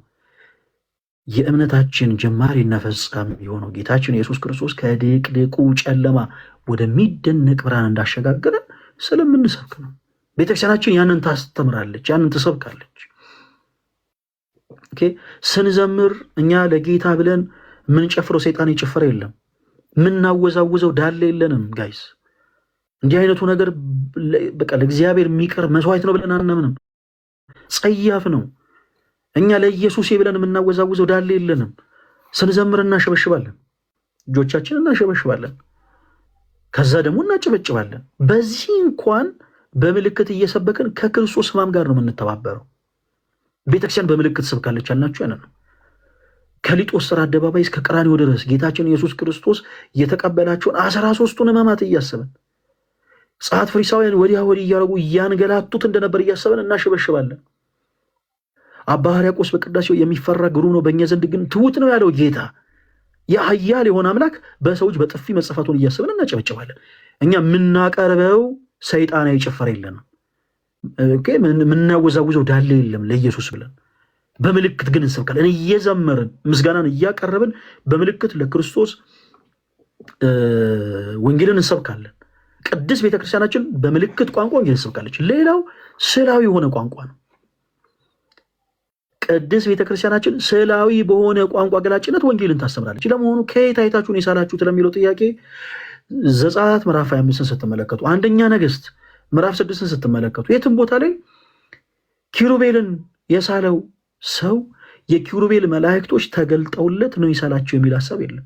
የኪሩቤል መላእክቶች ተገልጠውለት እስቲ አንዴ ክንፎቻችሁን በትልቁ ዘርጉት፣ እስቲ አንዴ ቆይ፣ እሺ አሁን ደግሞ ትንሽ ወደዛ ትንሽ ዞር በሉ እያለ ሳላቸው የሚል ነገር የለም። የኪሩቤል መላእክት ግን አልተገለጡለትም። ነገር ግን የኪሩቤል መላእክቶችን ገላጭ በሆነ መልኩ የሚያጠይቅ የሆነ ስለን ያስቀመጠው። ለምሳሌ ኪሩቤል 4 ገጽ አላቸው፣ በላም በሰው በንስር እና በአንበሳ። ይሄንን ገላጭ በሆነ መልኩ ነው ያስቀመጠው፣ ስለ በሆነ ቋንቋ ማለት ነው። ከዛ ደግሞ መላእክት ክንፎች አሏቸው። ክንፎችን አድርጎ ቁጥር 27 አንደኛ ነገሥት ምዕራፍ 6 ከቁጥር 27 ላይ እንደሚናገረው የአንዱ ኪሩብ ክንፍ ከአንደኛው ግንብ እስከ ሌላኛው ግንብ ይነካ ነበረ፣ የኪሩቤል ክንፎቻቸው ተዘርግተው ነበር ብሎ እንደተናገረ ኪሩቤልን ገላጭ በሆነ መልኩ አስቀመጠ። ቤተ ክርስቲያናችንን ገላጭ በሆነ መልኩ ነው የምታስቀምጠው። ለምሳሌ በማቴዎስ ወንጌል ላይ ጌታችን ኢየሱስ ክርስቶስ በቤተልሔም ግርግም እንደተወለደ መጽሐፍ ቅዱስ ይናገራል። ይሄንን የመጽሐፍ ቅዱስ ሐሳብ ቅድስት ቤተክርስቲያናችን ገላጭ በሆነ መልኩ ታስቀምጣለች፣ ወንጌልን እየሰበከች አያችሁ። ሊትራል በሆነም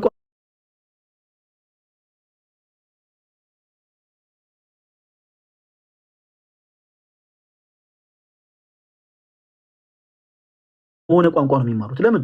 ስለ የሆነ ቋንቋ ከሊትራል ላንጉጅን ከምልክት ቋንቋን በበለጠ ሰው አይምሮ ይሰርጻል። አንድ ህፃን ኤ4 አፕል የሚለውን እንዲረዳ መዋዕለ ህፃናት ውስጥ ያሉ አስተማሪዎች ከኤ ፊደል አጠገብ የአፕል ስዕልን ይስሉለታል። ቢፎር ቦል የሚለውን እንዲረዳ ከቢ ፊደል አጠገብ የኳስ ምስልን ያስቀምጡለታል። ለምን? ቀላል በሆነ መልኩ ያንን ቢፎር ቦል የሚለውን ሐሳብ በአይምሮ እንዲይዝ ማለት ነው። ቤተ ክርስቲያናችንም ለሁሉም በእምነት ለጠነከረውም በእምነት ለደከመው በአካል ምሉ ለሆነውም በአካል ለጎደለው ለሁሉም ወንጌልን ትሰብካለች በሶስቱም ቋንቋ። አያችሁ፣ በማቴዎስ ወንጌል ጌታችን ኢየሱስ ክርስቶስ በቤተልሔም ግርግም እንደተወለደ መጽሐፍ ቅዱስ ክፍሉ ይናገራል። ያንን ገላጭ በሆነ መልኩ ቅዱስ ቤተክርስቲያናችን ስለ የሆነ መግለጫ ታስቀምጣለች። ከስር ጌታችን ኢየሱስ ክርስቶስ በቤተልሔም ግርግም ምን እንዳለ እንደተወለደ ከዛስ በ30 ዓመቱ ደግሞ ከገሊላ ወደ ዮርዳኖስ ወንዝ ሄዶ እንደተጠመቀ መጽሐፍ ቅዱስ ይናገራል። ያንን ሐሳብ ገላጭ በሆነ መልኩ ታስቀምጣለች። ይሄ ብቻ አይደለም። በመዝሙር እንደተጻፈ በመዝሙር ላይ እግዚአብሔር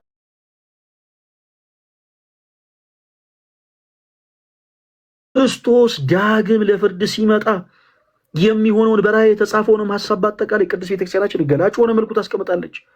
በጎቹን በቀኝ ፍየሎቹን በግራ ያቆማል። እናንተ ጻድቃን ኑ የአባቴን መንግስት ውረሱ የሚል የሕይወት እሳት በፊቱ ይነዳል። ወአምላክነ ኢያረምም እሳት ይነድድ ቅድሜሁ። እናንተ ኃጥአን ከፊቴ ውገዱ የሚል የሚባላ እሳት በፊቱ ይነዳል። ይሄንን ቃል በወንጌል የተጻፈውን ይሄንን ሐሳብ ቅድስት ቤተክርስቲያናችን ገላጭ በሆነ መልኩ ታስቀምጣለች። ክርስቶስ ዳግም ለፍርድ ሲመጣ በጎቹን በቀኝ ፍየሎቹን በግራ እንደሚያስቀምጥ ገላጭ በሆነ መልኩ ታስቀምጣለች። የጌታችን ዳግም ምጽአት ተብሎ ይቀመጣል፣ ከስር ይጻፋል። ይሄ ብቻ አይደለም። ሐዋርያት፣ ቅዱሳን፣ ሰማዕታት ስለ ኢየሱስ ክርስቶስ መከራ እንደተቀበሉ መጽሐፍ ቅዱስ ይናገራል። ያንን ገላጭ በሆነ መልኩ ታስቀምጣለች። ለምሳሌ ሐዋርያት ሥራ ላይ ጳውሎስ ኢየሱስ ስለሚለው ስም በሰይፍ እንደተቀላ መጽሐፍ ቅዱስ ይናገራል። ቅዱስ ቤተክርስቲያናችን ቅዱስ ጳውሎስ ኢየሱስ ስለሚለው ስም በሰይፍ እንደተቀላ ገላጭ በሆነ መልኩ በቅዱስ ቤተክርስቲያን ታስተምራለች። ከስሩ ስር ምን ተብሎ ይቀመጣል? ገላጭ ስለሆነ ቅዱስ ጳውሎስ በሰይፍ እንደተቀላ። አያችሁ፣ ጴጥሮስ ተዘግዝቆ ተሰቅሏል። ከስሩ ስር ቅዱስ ጴጥሮስ ተዘግዝቆ እንደተሰቀለ፣ ቶማስ ስለ ኢየሱስ ስም ቆዶ ተገፏል። ይሄን መጽሐፍ ቅዱስ ይናገራል። ከስሩ ስር ቅዱስ ቶማስ ቆዳው ስለ ክርስቶስ እንደተገፈፈ። አንዳንድ የዘንዶ ስዕሎችን የሚያዩ ፕሮቴስታንቶች ይደነግጡና እነዚህ ክርስቲያኖች ዘንዶ ያመልካሉ ማለት ነው ይላሉ። እዚህ መጽሐፍ ቅዱስ ውስጥ የሰይጣን ስም አለ። ሰይጣን የሚል ስም ስላለ ሰይጣን እናመልካለን ማለት ነው አይደለም። መጽሐፍ ቅዱስ አንድ የታሪክ ክፍል ነው። ስለዚህ ያንን የታሪክ ክፍል ሰዎች ያውቁ ይረዱ ዘንድ ኦፍኮርስ የሰይጣን ስም ተጽፏል። በራእይ መጽሐፍ ላይ እንደተጻፈ ሚካኤልና መላእክቱ ዘንዶን ተዋጉ፣ ዘንዶም አልቻላቸውም። ሚካኤልና መላእክቱ ዘንዶ ምን አሉት? አሸነፉት። ይህንን ሐሳብ ቅዱስ ቤተክርስቲያናችን ገላጭ በሆነ መልኩ ታስቀምጣለች። ዘንዶን ልናመልከው ሳይሆን በመጽሐፍ ቅዱስ ላይ ሚካኤልና መላእክቱ ማንን እንደወጉት? ዘንዶን እንደወጉት። ዘንዶም ደግሞ የእግዚአብሔር መላእክትን ሚካኤልንና መላእክቱን ሰራዊቱን ሁሉ እንዳልቻላቸው ሚካኤልና መላእክቱ ዘንዶን እንዳሸነፉት በራእይ ላይ እንደተጻፈ ቅዱስ ቤተክርስቲያናችን ስለ የሆነ መግለጫ ታስቀምጣለች። እና አንዳንዱ የሆነ ፕሮቴስታንት ይመጣና ያ ዘንዶን እንረጥላለን እንጂ ይለኛል። ሚካኤልን የረገጠውን አንተ ምን ብለህ ትረግጧለህ? ኦልሬዲ እኮ ቅዱስ ቤተክርስቲያናችን ስለ በሆነ ገላጭነት ያስቀመጠችው ያንን ነው። ስለ በሆነ ገላጭነት እያስቀመጠች ያለችው ያንን ነው። ከዚህ ውጭ ምንም አይነት አስተምሮ የለንም። በቤተክርስቲያናችን ያለው አገልግሎት ይሄ ነው። እና ፕሊስ ባካችሁ ሌሎችን በጣም ብዙ ሰፊ ሀሳቦች አሉ። አሁን ብናነሳቸው ማንጨርሳቸው ፕሮቴስታንት የሆናችሁ እህቶች ወንድሞች፣ ሲጀመር መሰረታዊ የሆነ እኛንና በእናንተ መካከል እኛ በክርስቲያኖችና በእናንተ በፕሮቴስታንቶች መካከል ያለው የትምህርት ልዩነት ስዕላትና ስግደት አይደለም። መሰረታዊ የሆኑ ዶክትሪናል የሆኑ ሾዎች አሉ። ከተነሳ አይቀር ግን ፕሮቴስታንት የሆናችሁ እህቶች ወንድሞች ባካችሁ የኦርቶዶክስ ቤተክርስቲያንን አስተምሮ ወቋት እና ደግሞ እንደኛ ሆናችሁ ጠይቁ። በቤተ እምነታችሁ ህብረት በምታደርጉበት ታይም ላይ እባካችሁ እንደኛ ሆናችሁ ጠይቁ። ከየት ነው የመጣው? አፋጣችሁ ጠይቁ። አንዳንዴ መልስን ላለመመለስ አድበስብሰው በቃ እንዲህ ነው አሁን እንደዚህ ስለሆነ ነው ብሎ ቆጣ የሚልባችሁን ሰው ጸጥ ብላችሁ አድምጣችሁ አትመለሱ። ፕሮቴስታንት የሆናችሁ እህቶች ወንድሞች እመኑኝ፣ ታተርፋላችሁ። እመኑኝ፣ ትጠቀማላችሁ። እኛ የምንፈልገው እናንተ ማብሸቅ አይደለም። ወንጌል ሰዎች ማብሸቅ አይደለም። ወንጌል ሰዎች የምናበሳጭበት ቃል አይደለም። ወንጌል የክርስቶስ ቃል። ይሄ የክርስቶስ ቃል ደግሞ ለእኛ የተሰጠው በዓለም ሁሉ ዞረን ወንጌሉን ሰብከን የክርስቶስ ደቀ መዛሙርት እናደርግ ዘንድ ነው እንጂ ሰዎች እንድናበሳጭበት አይደለም። ልባችሁ እውነተኛውን ጌታ ክርስቶስ ኢየሱስ እንደሚሻ እናምናለን። ፕሮቴስታንት እህቶች ወንድሞቻችን እባካችሁ እድሉን ስጡን። በቃ እድሉን ስጡን። እናንተ ማወቅ የምትፈልጉትን ነገር እንድናሳውቃችሁ ታይሙን ስጡን። ግድ የላችሁም። በየቸርቹ ይሄ ጩኸት የሰለቻችሁ፣ በየቸርቹ ድራማው የሰለቻችሁ፣ በየቦታው ይሄ ሁሉ ነገር የሰለቻችሁ ፕሮቴስታንት የሆናችሁ ጦች ወንድሞች እባካችሁን ትጠቀሙበታላችሁ። ግድ የላችሁም። እንደኛ ሆናችሁ ጠያቂዎቹን ይሄን ነገር እስቲ መጽሐፍ ቅዱስ መሰረት ካለው በመጽሐፍ ቅዱስ ማስረጃ እስቲ ስጡን። ላይቭ ስትሪሞቻቸው ላይ ሄደን በድፍረት ልቦች እባካችሁን ኦርቶዶክስ ቤተክርስቲያንን ወቋት። ሌሎችም በዚህ ጋር ተያይዞ ያሉ ሀሳቦች ካሉ እግዚአብሔር ከረዳን ምናልባት ነገ ላይቭ አይኖረንም፣ ከነገ ወዲያ ላይቭ የምንከፍት ሰዓት በደንብ በሰፊው እናወራለን። በዚህ አጋጣሚ እንኳን ደስ አላችሁ። ነገ እጅግ በጣም እንወዳው አንድ ወንድማችን ወደዚች ቅድስት ቤተክርስቲያን ይጨመራል። ከዚህ ቀደም የፕሮቴስታንት እምነት ተከታይ የነበረ ወንድማችን ነው። እግዚአብሔር አምላክ ሚስጥሩን ጥበቡን ገልጾለት በእግዚአብሔር እርዳታ እግዚአብሔር የተመሰገነ ይሁን ወደዚህ ቅዱስ ቤተክርስቲያን ነገ ይጨመራል። የሁላችሁም ክርስቲያኖች ወንድሞች ደስታ ነው ይሄ።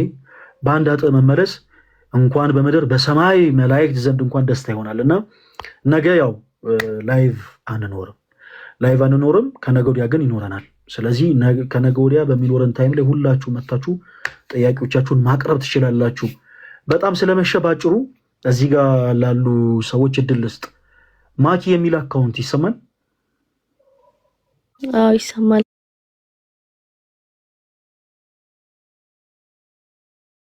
ሰላም ነው። እንዴት ነህ? ሰላም። እንዴት አለሽ ማኪ? እግዚአብሔር ይመስገን ደህና ነኝ። ስላሴ ይመስገን። የሆነ ስልህ እንዳትቆጣኝ እንዳትቀየመኝና የሆነ ምክር ፈልጌ ነው ካንተ ማለት ነው። ታዲያ ምን ችግር አለው? እኔ እቆጣለሁ እንዴ? ያው ስነግርህ ምናልባት ምክንያት ምንም ችግር የለውም። እኔ ብዙ ሰው መምከር የሚችል ሰው አይደለሁም፣ ግን አንቺ ፈልገሽ ከመጣሽ ምንም ችግር የለውም። ስለምን እናውራ ማኪ? ታውቃለህ እኔ ከልጅነቴም ጀምሮ ኦርቶዶክስ ነኝ እና የሆነ በቃ እምነቴን በጣም ወዳለሁ፣ በጣም ከምልክ በላይ። ግን ምንድነው በቃ በኦርቶዶክስ ምቀና ሰው ነኝ እኔ። ኦርቶዶክስ ሆኜ በኦርቶዶክስ ምቀና ሰው ነኝ። ያው ደግሞ ማለት እንዴት ነው ሰው በቃ ሆኖለት ምናምን ሲመሰክር በጣም ምቀና ሰው ነኝ። ታዲያ እኔ አንድ ቀን መስክሬ አላውቅም። እንግዲህ ይኸው ምንም ነገር ሆኖልኝ መስክሬ አላውቅም። ግን ምንድነው በቃ አትፈትነኝ አይባልም።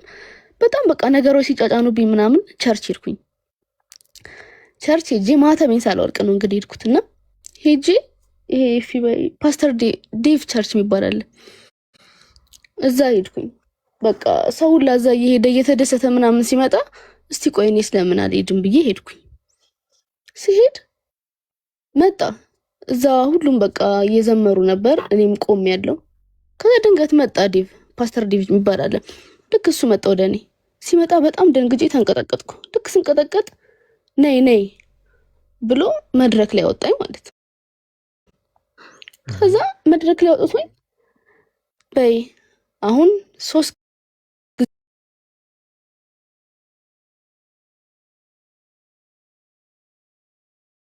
በጣም በቃ አፈርኩ በራሴ። ጩሂ 3 ጊዜ አለኝ። የእውነት እኔ ሳልፈልግ ዝም ብዬ እሺ በቃ ብዬ 3 ዝም ብዬ ጮኩኝ። የእውነት ነው የምልፈልግ 3 ጊዜ ጮኩኝ። ከዛ እንዴ ይሄ ነገር በጣም ውሸት ነው ማለት ነው በቃ ብዬ ዝም ብዬ እንደ በቃ እንደሆነልኝ ነገር አስመስዬ ትቼ ወጣሁኝ። ከዛስ ወደ ቤተ ክርስቲያን ተመለስኩ። ተመልሼስ እኔ አሁን ምንም የሆነ ለመናገር ስለ መጽሐፍ ቅዱስ ብጠይቀኝ ምንም ነው ምን ልነግር ማልችለው ምንም ነገር በቃ መሄድ ፈልጋለሁ፣ ግን በቃ ይደብረኛል። በቃ ስለ እምነት ማወቅ ፈልጋለሁ፣ ስላለኝ እምነት ማወቅ ፈልጋለሁ። ስንቴ በቃ ማህተቤ አውልቂ እንደሚለኝ ስንቴ በቃ ኦርቶዶክስ እምነት አይሆንሽም በቃ ውስጥ የሚለኝ እንደዛ ነው።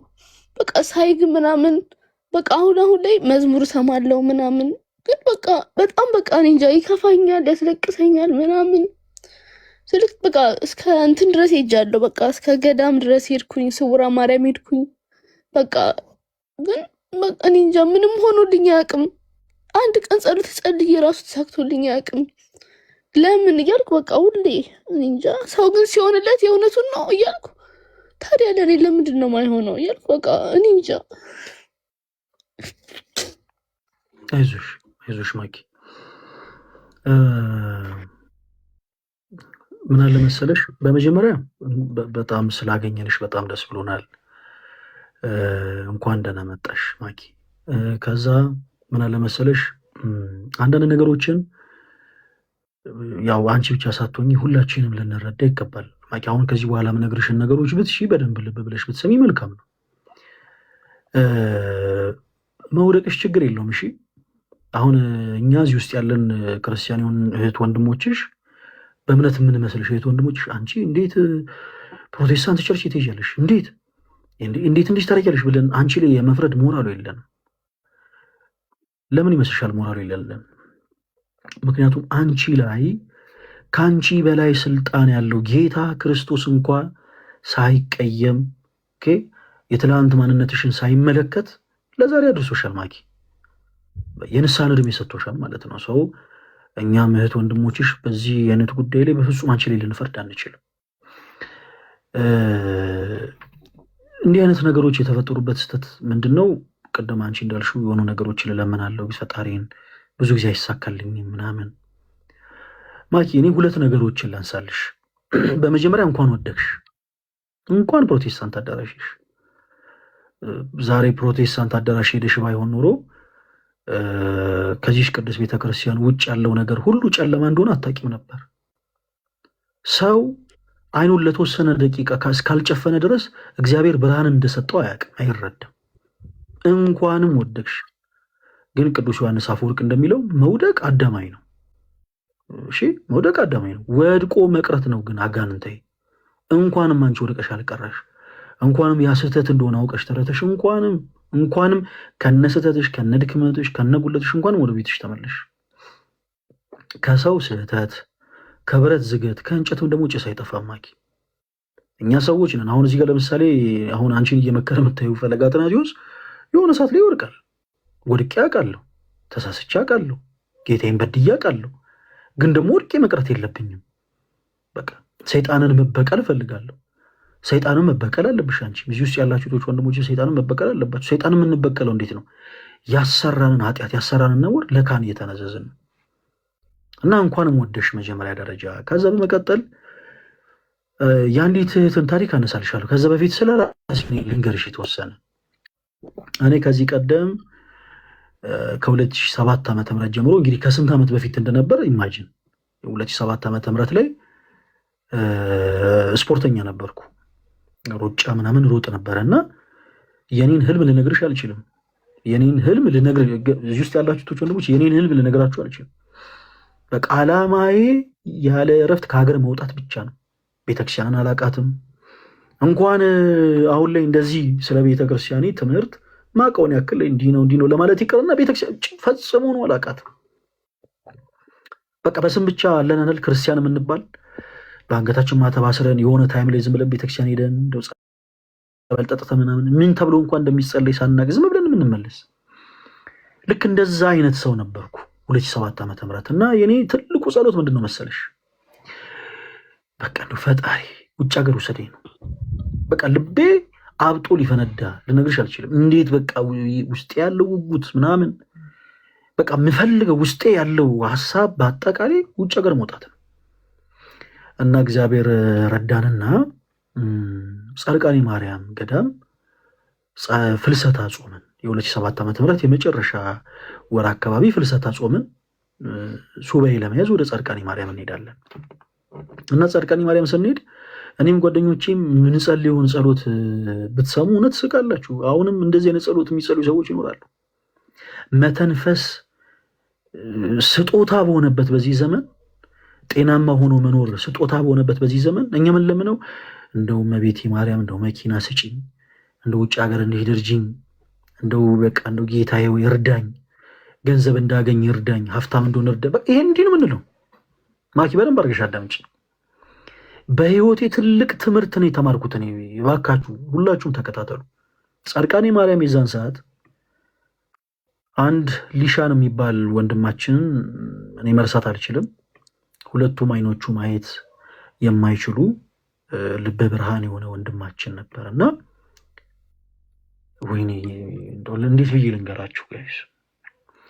ወደ ጸበል ሲሄድ ሰው ደግፎት ነው የሚሄደው። ከጸበል ሲመለስ ሰው ደግፎት ነው የሚመለሰው እና ደነገጥኩ። የሚጸልየውን ጸሎት ሰምቼ ሰዎች ደግፎት በዋሻ በኩል ይዘውት ሲመጡ የሚጸልየው ምን እንዳልሆነ ታውቃላችሁ? እኛ ሄደን ምንድን ነው ብያችኋለሁ፣ ውጭ ሀገር ጌታ ሆይ ውሰደን፣ በቃ እንደው እናታችን ድንግል ማርያም እንደው እባክሽ እርጂንና እንደው መኪና እንግዛ፣ እንደው ትንሽ ደግሞ ገንዘብ ደግሞ ቢኖረን ምናምን በቃ ፕላን ነው የምናደርገው። በቃ ይሄ ላም አለኝ በሰማይ ወተቷንም አለኝ አይነት ነገር። ያ ሰው የሚለምነው ጸሎት እንዴት ሁለት አይኖቹ ሁላችሁ ምን ያክል ከባድ እንደሆነ ልንገራችሁ። ሁለት አይኖቹ አለማየት ብቻ አይደለም፣ ሁለት አይኖቹ ወተው እዚህ ጉንጮቹ ድረስ የተንጠለጠሉ ሰው ነበር። ከአይኖቹ የሚፈስ በጣም ከባድ ፍሳሽ አለ። እንደዛ ሆኖ ነው የመጣው ጻድቃኔ ማርያም እና የገዛ ቤተሰቦቹ ገፍተውት እሱን ማሳከም እሱን በቃ እንደው መጦር ምናምን ሰልችቷቸው ገፍተውት ነው እንደው ጻድቃኔ ማርያም መጥቶ ሱባኤ የያዘው። አሁን ላይ ይህ የምነግራችሁ ሰው እዛ ገዳም ላይ እንደው በክርስቶስ እናት በድንግል ማርያም ምልጃ አይኑ ተፈውሶለት አይኑ ድኖለት ማየት ይችላል። ለድንግል ማርያም የሚሰጣት ነገር ቢያጣ ሰው ስለቱ ሲደርስ ገንዘብ ይሰጣል። እውቀት ያለው ደግሞ ተፈሲ ማርያም እያለ ያመሰግናታል። ምንም ነገር ስለሌለው ራሱን የሰጠው ለዛ ገዳም ለክርስቶስ ራሱን አሳልፎ የሰጠው። ዛሬ ላይ እዛ ገዳም መንኩሷል። ወንድማችን ልሻን የመንኩስና ስሙ ማን እንደሆነ ባላቅም ዛሬ ላይ መንኩሷል። እዛ ገዳም እንደመነኮስ አውቃለሁ እና የዛን ታይም 2007 ዓመተ ምህረት ላይ እኛ ስንሄድ ምን እያለ ነው መሰላችሁ የሚጸልየው? ድንግል ማርያም ሆይ እንደምወድሽ ታውቂ የለ አውቃለሁ፣ አንቺም ትወጂኛለሽ፣ አይኔን ብቻ አብሪልኝ ይላታል። በክርስቶስ እኔ ራሴን ነው የፈተሽኩት። ማለት ምን ያክል ለዚህ አይነት ጸሎት ምን ያክል እኮ እኛ ዋጋ እንደከፈልን ነገራችሁ አልችልም። የዛን ሰዓት የውጭ ፕሮሰስ ተሞክሮ ወደ ስፔን ወደ ህንድ ውድድር ኖሮ ልወዳደር ሄጄ ከኔ ጋር ያሉ ሰዎች በአጠቃላይ ቪዛ ተመቶችላቸው ሄደው መስቀል አደባባይ እስጢፋኖስ ቤተክርስቲያን ማኪ መሬት ላይ እየተንከባለልኩ አልቅሻለሁ። ክብልል እያልኩ ምን ነው ፈጣሪ ምን ነው ለኔ ሲሆን ነገሩ ጠመመ ብዬ ማለት ምን ነው ምን አረኩ? አቤተኛ ነገር እኮ እንደው ውስጣችን ያሰብናት ነገር አትሳካ ብቻ እንደተበደልን አድርገን በጣም ነው የሚገርመው። እኛ ተፈጥሮ ከባድ እኮ ነው በእውነት። እዚህ ፕሮፋይል የምታዩት እዚህ ጋር ያለው ፎቶ የሴት አያቴ ፎቶ ነው። ወደ 9 ዓመት ያክል ታማ የደገፍናት ሆስፒታል ምናምን እንወስድ ነበር እና አንድ ጊዜ ማረሰው አጋጣሚ ምኒልክ ሆስፒታል ይዘናት ሄደን ተኝታ ሕክምና የተደረገላት በእሷ ህመም በጣም ደንግጠን በቃ ውስጣችን እንዴት እንደተረበሽ ልነግራችሁ አልችልም። በዛ ሰኮንድ ደግሞ ካጠገቧ ለመተንፈስ የተቸገሩ አንዲት እናት ጉሮሯቸው ላይ ትልቅ ብረት ተተክሎላቸው ነው የሚተነፍሱት። ትልቅ ብረት እንዴት እንደሚረብሽ ልነግራችሁ አልችልም። የሆነ አየር አስገብተው ባስወጡ ቁጥር እንዴት እንደሚረብሽ ልነግራችሁ አልችልም። ሰው እንዲህም እየኖረ እግዚአብሔርን ያመሰግናል። እኛ የፈልግናት ነገር ካልሆነች ይጥቀመን፣ ይጉዳን፣ ያጥፋን፣ ምን ያደርገን ምንም ነገር ሳናቅ በቃ ማንሆነው ነገር እኔ መሬት ላይ ተንከባልዬ ነው ያለቀስኩት ነው የምላችሁ። መሬት ላይ ተንከባልዬ እግዚአብሔር ግን በቃ በጣም አዋቂ አምላክ ስለሆነ ያንን ሁሉም ባያፈሰስኩ ጸጥ ነው ያለኝ። እግዚአብሔር ጸጥ ሲላችሁ ክርስቲያኖች የተዋችሁ አይምሰላችሁ። ማኪ እግዚአብሔር ትቶሽ አይደለም ስታለሽ ጸጥ የሚልሽ። አንቺ በጣም እየተከፋሽ ማንም ሰው እንዳይሰማሽ ተጠንቅቀሽ ማንም ሰው ሳያይሽ በብርድ ልብስ ተሸፍነሽ ተከልለሽ ብቻሽን ያለቀሽባቸውን እነዛን ቀናቶች ሰው እንዳላየሽ ሁሉ እግዚአብሔር ያላየሽ እንዳይመስልሽ። እግዚአብሔር ያያል፣ ግን ሆን ብሎ ነው ጸጥ የሚለው። ለእኛ ማይበጅ ነገር ከሆነ ጸጥ ይላል እግዚአብሔር። እግዚአብሔር ምን ጊዜም ተሳስቶ አያውቅም። እመኑ ይልንገራችሁ። በቃ እኛ ሰልችቶ ሊሆን ይችላል። አሁን ለጊዜው በቃ ሰለችን እንላለን። ለጊዜው ግን እግዚአብሔር አውቆ ጸጥ ይላል፣ ዝም ይላል። እግዚአብሔር ዝም ካለ ምክንያት አለው። የሆነ ሰዓት አንድ የቤተክርስቲያን መምህር ምን ሲሉ ሰሙ መሰላችሁ? ጃንሆይ ስልጣን ላይ በነበሩበት ዘመን ህዝቡ ላይ ግብር ጨመሩ እና በቤተ መንግስት ያሉ ሰላዮቻቸውን ወደ ከተማ ላኩ። ህዝቡ ምን እያለ እንደሆነ እንዲሰሙ ማለት ነው። እና ህዝቡ ሰው የሚለውን ሰምቶ ወደ ቤተ መንግስት ተመለሱ። ጃንሆይ ጠየቁ፣ ሰው ምን እያለ ነው አሏቸው። እና ሰላዮቹ እንደው ጃንሆይ እርሶን ላይ እየተቆጣ ነው እየተናገረ ነው ሰው ብለው ይመልሱላችኋል። እና ጃንሆይ ተዉት ምንም አያመጣም ነበር ያሉት። ከዛ ከትንሽ ጊዜ በኋላ አሁንም ትንሽ ቆዩና ግብር ጨመሩ። አሁንም ሰላዮቻቸውን ወደ ከተማ ላኩ። ሰላዮቻቸው ከተመለሱ በኋላ አሁን ሰው ምን እያለ ነው አሏቸው። ኧረ ጃንሆይ ያስፈራል፣ አሁን እጅግ በጣም ያስፈራል፣ በጣም እየተቆጣ ነው፣ በጣም እየተሳደበ ነው፣ በንጉሱ ላይ በእርሶ ላይ አፉን በጣም እያላቀቀ ነው እና ያስፈራል አሏቸው። አሁንም ጃንሆይ ምንም አልተረበሹም። ተዉት ምንም አያመጣም ብለው ትንሽ ጊዜ ቆዩና አሁንም ግብር ጨመሩ። ሰላዮቻቸውን ላኩ፣ ተመልሰው መጡ። አሁንስ ምን እያለ ነው ይሄ ህዝብ ብለው ሲጠይቋቸው አይ አሁን እንኳን ጸጥ ብሏል አሏቸው። አሁን እንኳን ዝም ብሏል ብለው ለንጉሱ መለሱላቸው። ይህን ጊዜ ጃንሆይ ይሄን ነው መፍራት ብለው የጨመሩትን ግብር ቀነሱ። እንኳን የእግዚአብሔር የሰው ዝምታ ያስፈራል። እግዚአብሔር ዝም ሲል ምክንያት አለው። እንኳን የእግዚአብሔር ሰው ራሱ ዝም ካለ የሆነ ነገር አለ ማለት ነው። የሆነ ነገር የሰው ዝምታ እንኳን ይፈራል። እንኳን እግዚአብሔር ዝም የሚለው በምክንያት ነው። ያኔ ቤተክርስቲያንን አላውቃትም። እውነቴን ነው ብላችሁ ያኔ እኔ እንዳሰብኩት ሀገር ወጥቼ ቢሆን እኔ ቤተክርስቲያንን አላውቃትም።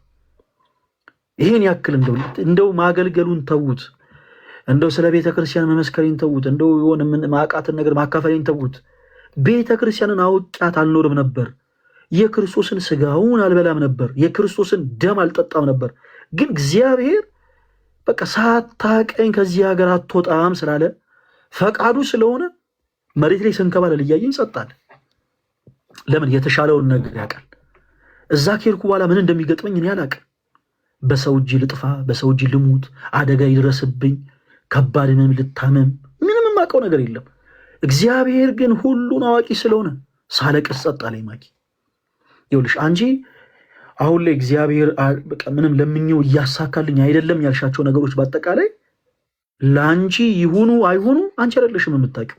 ከአንቺ በላይ ለአንቺ የሚጨነቅና የሚጠነቀቅ አባትና አምላክ ነው ያለሽ፣ እርሱም ደግሞ ክርስቶስ ነው። ይህን መርሳት የለብሽም። አንተ ሁሉን አዋቂ ነህ በይው፣ ግድ የለም። የአንዲት እህትን ታሪክ ልንገርሽ ማኪ። ረዥም ጊዜ እውነተኛ ታሪኳ በቤተክርስቲያንም ሲነገር ስለነበር የሷን ተሞክሮ ልንገርሽ። አንዲት እህት ቀጨኔ መድኃኔዓለም አካባቢ ነው የምትኖረው። ክርስቲያኖች ወንድሞች አዳምጡ። ቀጨኔ መድኃኔዓለም አካባቢ ነው የምትኖረው እና በትልቅ የትምህርት ዘርፍ ነው የተመረቀችው። እስከ ማስሬት ድረስ ነው የሄደችው እና ማስሬቷን ሰርታ ትምህርቷን ጨርሳ ተመርቃ ስራ ጠፋ። እንደምታውቁት አንዳንድ ጊዜ ቤት ውስጥ ኖራችሁ ተምራችሁ ስራ ስታጡ የትራንስፖርት ሲቸግራችሁ ከቤተሰብ ጋር መታየት ራሱ በቃ ብርበት ታይም አለ፣ ያው ሁላችሁም ታውቃላችሁ። እና በቃ ቤት ውስጥ ንጭንጭ ሆነ፣ ገንዘብ የለም፣ ሳንቲም የለም። እሷ ቤት ውስጥ ነው ተቀምጣ የምትውለው። በጣም ተጨነቀች ማኪ እና ስራ ማስታወቂያ ፍለጋ መውጣት ጀመረች እና አንድ የ1500 ብር ደሞዝ የስራ ማስታወቂያ ተመለከተች። ደሞዙ ስንት ነው? አዳምጡ፣ 1500። ይህችታችን ሰፈሯ ቀጨኔ መድኃኔዓለም ነው እና ወደ መድኃኔዓለም ቤተክርስቲያን እየሮጠች ሄዳ መድኃኔዓለም ኢማጂን ለ30 ቀናት 1500 ብር በቃ በጣም አስፈልጓት ማለት ነው።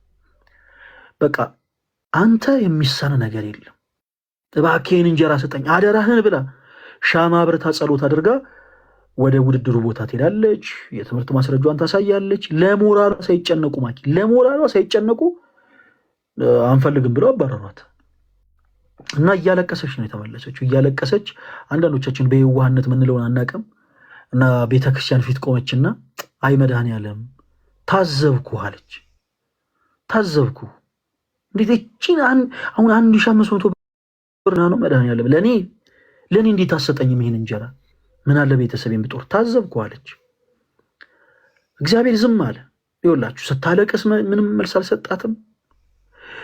ታዘብኩ ስትል ምን ማለት እግዚአብሔር ጸጥ ነው ያለው። ከዛ ከእንደገና አሁንም የሥራ ማስታወቂያውንም ፈለገች። ከዛ የ5000 ብር ደሞዝ የሥራ ማስታወቂያ ተመለከተች። አሁንም እያነባች መድኃኔዓለምን ለመነችው።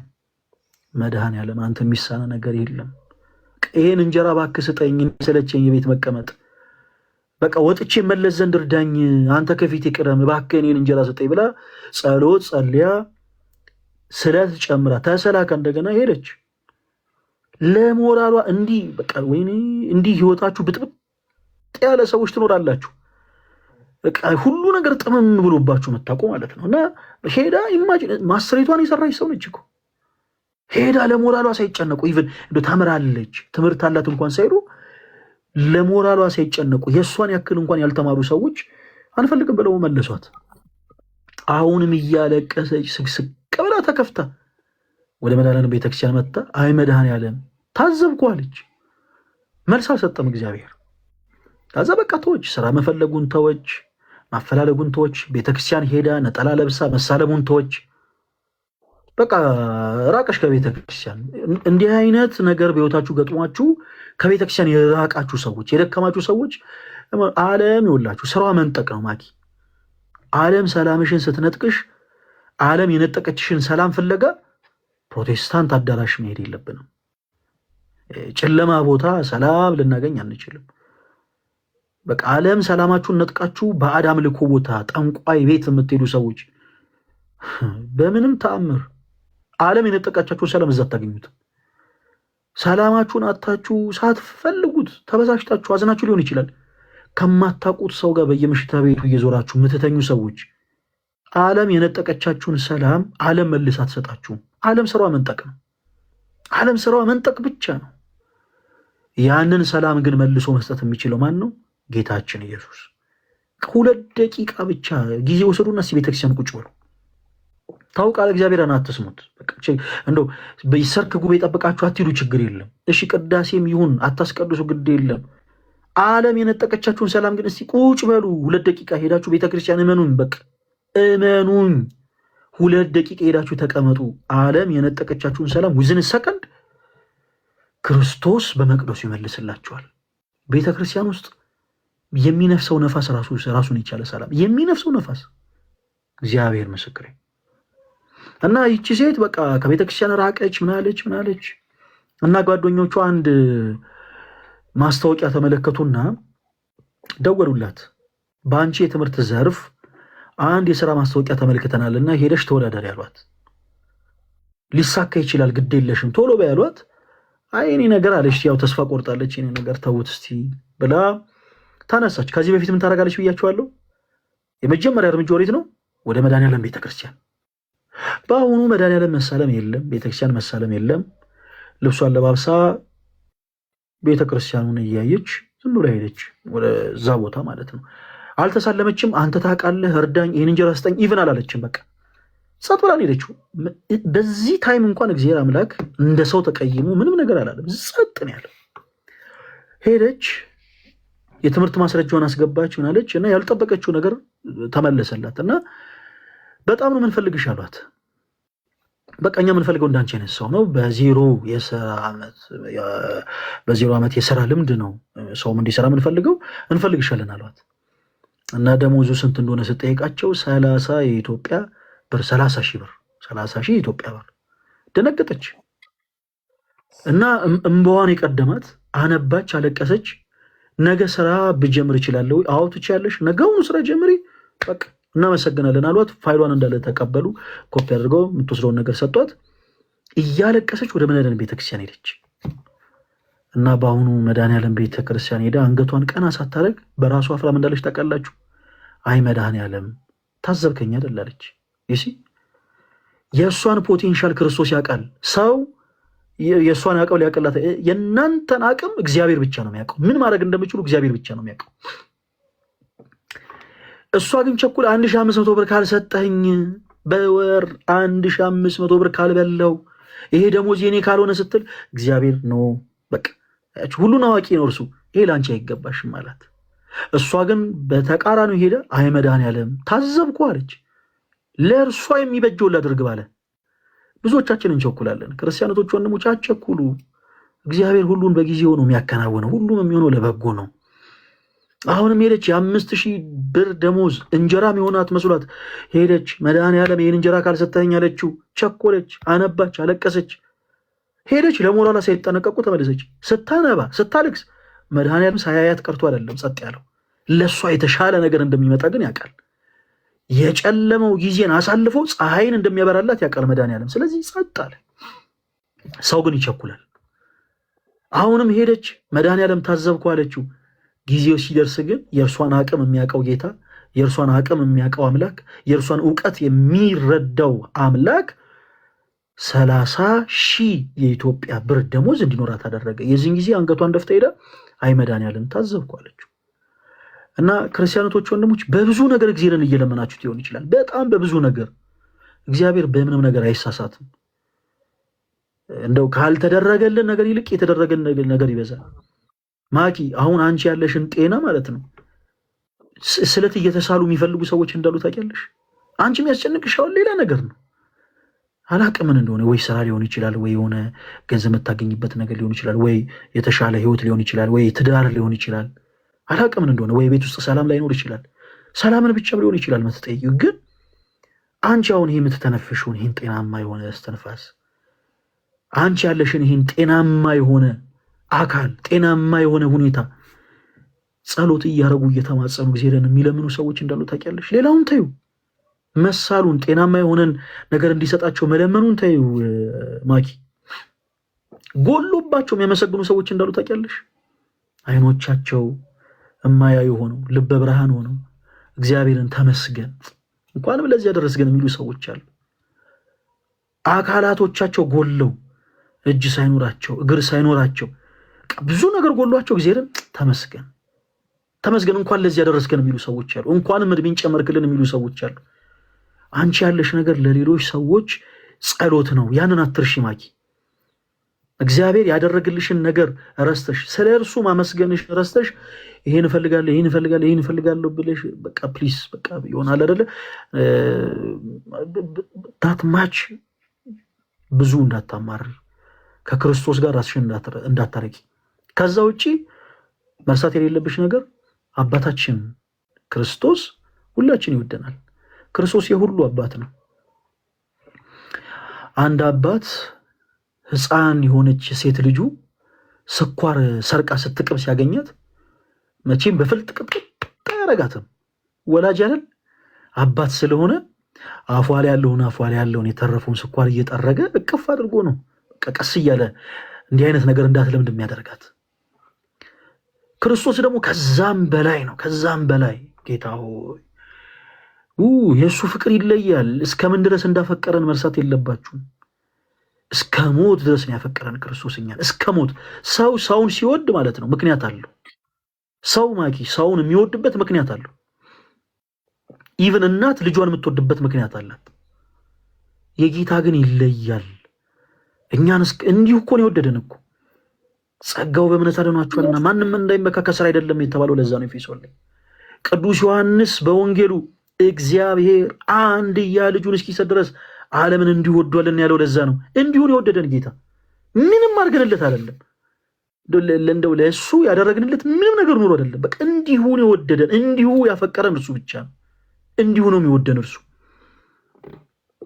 አይሁድ ክፉ ሆነው በጥፊ ሲጸፉት ምላሽ አልሰጠም የኛ ጌታ። በቃ ስለኛ ለመሞት ማለት ነው፣ እኛን ስለወደደ። ቅዱሳን መላእክት በፊቱ የሚንቀጠቀጡለት የሚርዱለት ጌታ በጥፊ ሲጸፋ የክፋት ቃልን እንኳን አልመለሰም፣ የቁጣ ቃልን እንኳን አልተናገረም። ወደ ምድር የመጣው በአዳምና በሔዋን ስተት የጠቆረ ጽልመት የለበሰ ወዛችንን ሊያነጣ ሆኖ ሳለ ክፉ አይሁዶች ምራቃቸውን እንትፍ ሲሉበት ተጸይፎ ፊቱን አላዞረም። ሰው መንገድ ላይ የሄደ ምራቅ ሲተፋ አንዳንዴ ተጸይፈን እኛ ዞራለን አይደል? ጌታ ግን እስከዚህ ድረስ ነው የወደደን። ይኸውላችሁ እስከዚህ ድረስ ማቂ፣ ይህን መርሳት የለብንም። የሚጨክን አምላክ አይደለም እሱኛ ላይ። ይኸውላችሁ ምራቅ ሲተፋበት ይሄ በኃጢአት በጽልመት የጠቆረ ወዛችንን ሊያበራ የመጣ ኢየሱስ ከክፉ አይሁዶች ዘንድ ምራቅን ትፍ ሲባልበት ፊቱን ስንኳ አላዞረም።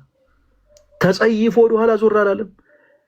እንዲሁ ምራቅ የተተፋበት ጌታ እሱ ምራቅ እየተተፋበት የእኛን የኃጢአት ወዝ ያጠበ ማነው? ያነጻ ያጠበ አምላክ ነው ያለን ክርስቶስ ስሙ የተመሰገነ ይሁን። እና ይህንን አትርሱ።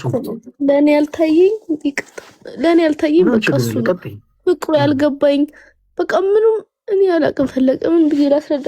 በቃ ምንም ያልገባኝ በቃ ኦርቶዶክስ የመሆን ጥቅሙ ራሱ ምንም 10 ዓመት ይሆነኛል። አስቀደስኩ ራሱ አስቀድሼ አላቅም፣ ቆርቤ አላቅም፣ እንዲህ ንስሐ ገብቼ አላቅም። በቃ ማህተብ ብቻ ነው ያለኝ። እሳለማለሁ፣ ደጃፉ ውስጥ አልገባም። ለእኔ የሚቀርበኝ መድኃኒዓለምና ሚካኤል አለ። በቃ ተሳድሜ እዛው በሩን ስሜ ነው የምመለሰው። በቃ ለምን እንደሚሄድ ራሱ አላቅም። በጣም ከብዙ ተጣለው፣ ከልደታ ጋር ተጣለው አለ። በቃ ከሁሉም ጋር ተጣለው። በቃ ለምን ፍቅሩን አላቅም። የማንንም ፍቅር አላቅም። የኦርቶዶክስ ፍቅር አላቅም። ራሴን እጠይቃለሁ ቁጭ ብዬ ምን እምነት ሊያዝ? እሺ ቢያንስ እኔ ደስ እንዲያደርገኝ ምን እምነት ሊያዝ እላለሁ። በቃ ሁሌ ግንስ ኦርቶዶክስ መረቅ አልፈልግም። በቃ ያደግኩበት ነው፣ ግን ፍቅሩን ሳላቅ ነው። በቃ ይሄ መሄድ ፈልጋለሁ፣ ቤተክርስቲያን ሄጄ ባስቀድስ በቃ የሆነ ባቅ ራሱ ደስ ይለኛል። ከአባታችሁን ያላልፍም። እኔ ከአባታችሁ እኔ ብቻ ነው፣ ሌላ ምንም አላቅም። በቃ መዝሙር ሰማ፣ መዝሙርም ራሱ አሁን ነው መስማት የጀመርኩት። በቃ አለቅሳለሁ፣ ይከፋኛል። ለምን ወይ በቃ በጣም እኔ እንጃ። በቃ ምንም ነው ማላውቀው እኮ በቃ ምንም በቃ ስለ ኦርቶዶክስ ምንም እኔ እንጃ። ምንም ችግር የለውም ማኪ። አሁን ያለማወቅሽ ጉዳይ ችግር የለውም። እሺ ቅድም እንዳልኩሽ ለምሳሌ እኔ አሁን ከዛሬ ስንት ዓመታት በፊት ቅድም እንዳልኩሽ ምንም ስለ ቤተክርስቲያን የማውቀው ነገር አልነበረም። በጊዜ ሂደት ነው እዚህ ደረጃ ነው። ለምሳሌ አንቺ አሁን ይኸውልሽ በመንፈስ ሕፃን ነሽ። በመንፈስ ምንድን ነሽ ያልኩሽ ማኪ? ሕፃን ነሽ። እንደምታውቂ አሁን ሕፃን ልጅ ገና እንደተወለደ ከእናቱ ማህፀን እንደወጣ መሮጥ አይደለም፣ መራመድ አይደለም፣ መቆም አይደለም፣ ዳዴ ማለት ይችላል? አይችልም። ስሩ ፕሮሰስ ግን ከጊዜያት በኋላ የእናቱን ጡት እየጠባ በተወሰነ መልኩ አጥንቱ መጠንከር ይጀምራል። አጥንቱ መጠንከር ይጀምራል። ከዛ ዳዴ ማለት ይጀምራል። ከዛ ቀስ ብሎ አፉን እየፈታ ይሄዳል። አባባ ማለት ይጀምራል። አይሽ እማማ አባታችን ሆይ ብቻ ማለትሽ ይሄ ምንም ከበቂ በላይ ነው ማኪ። እንዴት ሌላውን አላወቅኩም አትበይ። ሁሌ በጊዜ ሂደት ነው። እሺ አሁን አንቺ ገና እናትሽ ቤተክርስቲያን ናት፣ አባትሽ ክርስቶስ ነው። ቅድስት ቤተክርስቲያን እናታችን ከአብራ ከመንፈስ ቅዱስ በ40 እና በ80 ቀን ጸንሳ ወልዳናለች። ሰው ቤተክርስቲያንን ወደ ማወቅ መሸጋገር ሲመጣ በመንፈስ ሕፃን ነው ገና። ከዛ እያደገ ነው የሚሄደው ቀስ እያለ። ልክ አንደበቱ ተፈቶለት አባባ እማማ ብሎ መጥራት ሲጀምር አባትም ደስ ይለዋል፣ እናትም ልጇን እያየች ትጓጓለች። ሕፃን ልጅ እንደዛ ነው የሚያደርገው። ከዛ በኋላ ደግሞ ቀስ ብሎ ደግሞ ዳዴ ላይ የነበረ ልጅ ደግሞ ቀስ ብሎ እንደምንም ሚዛኑን ጠብቆ ይቆማል። እናት አባት ይደሰታሉ፣ ይዘላሉ። ግን ይሄ አይደለም የእድገቱ መጨረሻ እኮ አይደለም ይሄ ይሲ። ግን በእያንዳንዱ ነገር እናትም አባትም ይደሰታሉ። ዳዴ ማለት ሲጀምር ይደሰታሉ። ተመስገን አጥንቱ ጠነከረ፣ ልጃችን ጤና መሆን ይላሉ። ከዛ በኋላ ዳዴ ማለት ሲጀምር ልክ እንደዛ ከዛ አፉን ደግሞ እንደምንም ታግሎ አባባ ማማ ማለት ሲጀምር እናትም አባትም ይደሰታሉ። እድገቱ እኮ አላበቃም ገና ነው፣ ግን በዛም ይደሰታሉ። እሺ እግዚአብሔር የማይደሰት እንዳይመስልሽ። አንቺ በመንፈስ ሕፃን ነሽ። አባታችን ነው የሚለውን ጸሎት በማለትሽ ራሱ አባትሽ ክርስቶስ ይደሰታል ማኪ። እሺ ሰው ምን ያውቃል? ከኔ የተሻለ ያውቃል ወይ? እኔ ገና ነኝ ምን? እሱን እርሺው። እናትሽ ቤተክርስቲያን በጣም ደስተኛ ነች በዚህ። ድሮ ከቤተክርስቲያን በጣም ትርቂ የነበርሽ ልጅ የቤተክርስቲያን ቅጥር በር ላይ መተሽ ጸሎት አድርገሽ አባታችን ነው ይበለሽ ተሳልመሽ ራሱ በሚሄድሽ እናትሽ ቤተክርስቲያን ትደሰታለች። ግን ያ የእድገት መጨረሻ አይደለም፣ ገና ነው። ስሩ ፕሮሰስ ደግሞ ይለወጣል። ያ ህፃን ልጅ ከዛ በኋላ መቆም ሲጀምር ቅድም እንዳልነው አባትና እናት ይደሰታሉ። ከዛስ አሁንም እድገቱን ከእንደገና ጥሩ ምግብ ይሰጡታል። ጥሩ ምግብ አጥንቱ እንዲጠነክር ራሱን ችሎ መራመድ እንዲጀምር እድገቱ እንዲጨምር ማድረግ ያለባቸውን ሁሉ ለልጃቸው ያደርጋሉ። ማድረግ ያለባቸውን ሁሉ። ከዛ ልጅ ራሱን ችሎ ደግሞ መራመድ ይጀምራል። ከዛ አንደበቱን በደንብ እየፈታ ይሄዳል። ከዛ ደግሞ እድገቱ እየቀጠለ ይሄዳል። እየቀጠለ እነሱ አረጋዊ የሆኑ ልጁም ደግሞ እድገቱን እየቀጠለ እነሱ የደረሱበት ደረጃ ላይ ይደርሳል። ስለዚህ በመንፈስ አንቺ ሕፃን ነሽ ማኪ። አሁን ገና ከመምጣትሽ የታለ ቅዳሴ የምታውቂው? የታለ ኪዳን ያደረሽው? የታለ ደግሞ ማህሌት የቆምሽው? የሚባል ነገር የለም። አንቺ በመንፈስ ሕፃን ነሽ። እያንዳንዷ የአንቺ ጥቃቅን ለውጥ አባትሽ ክርስቶስን ያስደስቷል ማኪ። እያንዳንዷ የአንቺ ጥቃቅን ለውጥ እናትሽ ቤተክርስቲያንን ያስደስታታል። በዚህ ተስፋ እንዳቆርጪ በቃ ብቻ እኔ ኃጢአተኛ ነኝ እኔ በደለኛ ነኝ ብለሽ መጥፎ በሆነ ጸጸት ራስሽን ከተሽ እንዳትርቂ። እሺ ክርስቲያን ሁለት አይነት ጸጸቶችን ይጸጸታል። አንደኛው መልካም የሆነ ጸጸት፣ ሁለተኛው ደግሞ መጥፎ የሆነ ጸጸት። መጥፎ የሆነ ጸጸትን ማንም ሰው መጸጸት የለበትም። መጥፎ የሆነ ጸጸት ማለት እንዴት መሰለሽ?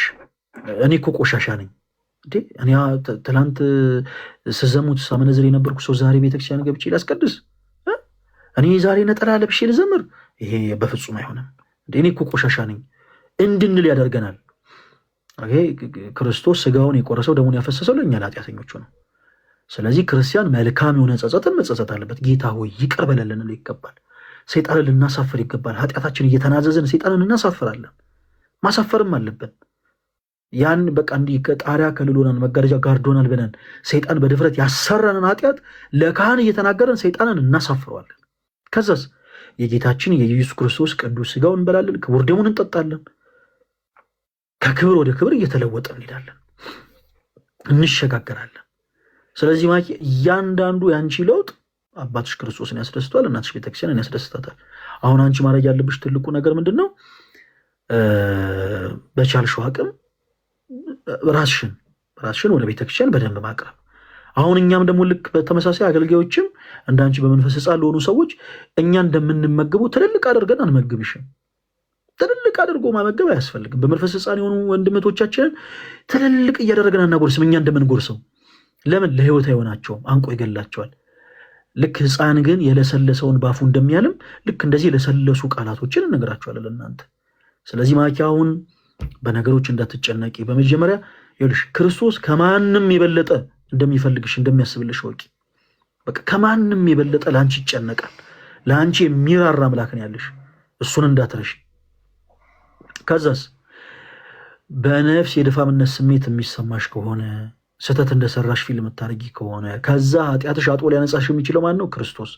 ስለዚህ ከቤተክርስቲያን እንዳትርቂ ዕለት ዕለት። እሺ ከቤተክርስቲያን እንዳትርቂ። ቤተክርስቲያን የእረፍት ቦታ ነች። ቤተክርስቲያን መድኃኒት ቦታ ነች። ያመመው ሰው ፈውስ የሚያገኝባት የእረፍት ቦታ ነች። ስለዚህ ከእናትሽ ቤተክርስቲያን እንዳትርቂ።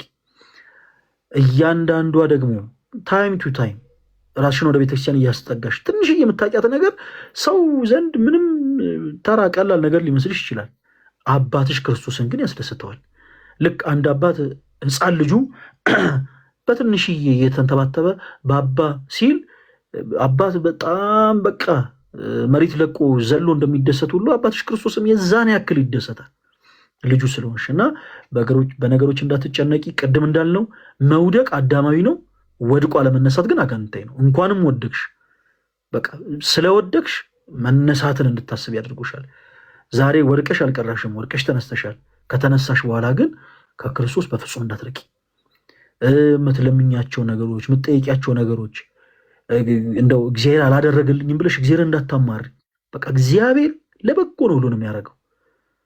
እግዚአብሔር ለበጎ ነገሮች እንደሚያደርግ መርሳት የለብንም። ስለዚህ የተሻለ በረከትን ሊሰጠኝ ነው ብለሽ በጸሎት በርቺ። እሺ ማኪ፣ እግዚአብሔር አምላክ ያበርታሽ። ደግሞ እኛም አለን ከጎንሽ ነን። ኤኒታይም እኔ ቤት ያላችሁ ሞኒተሮች እህታችን ማኪን እኔ ጋር ስትመጣ አስገቧት።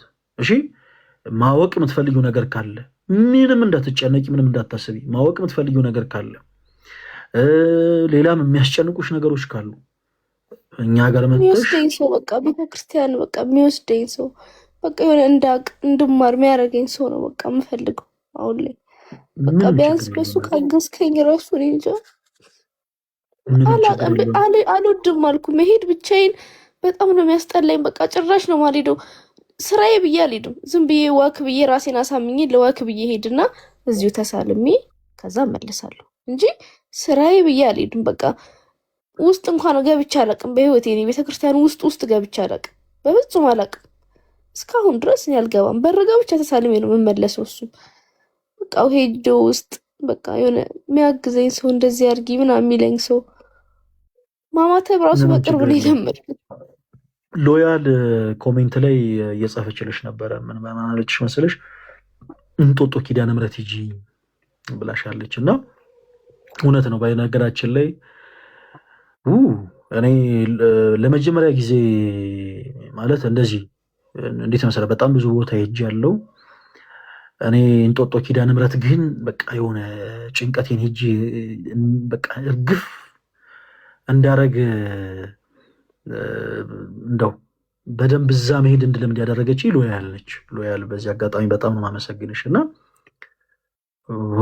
እንጦጦ ኪዳነ ምሕረት ያልሄዳችሁ ሰዎች ሂዱ በማርያም ለመሰለን የማልሄደው ፈለገ። እሺ አንዴ ሄጃለሁ እንጦጦና ተጠምቄያለሁ ሳልነቀስ በፊት። አሁን በቃ ተነቀስኩኝ።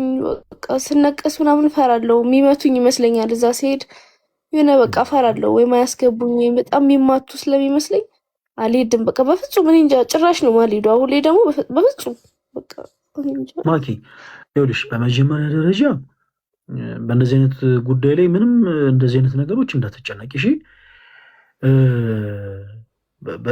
ማንም አንቺ ላይ ድንጋይ ማንሳት ሞራል የለውም።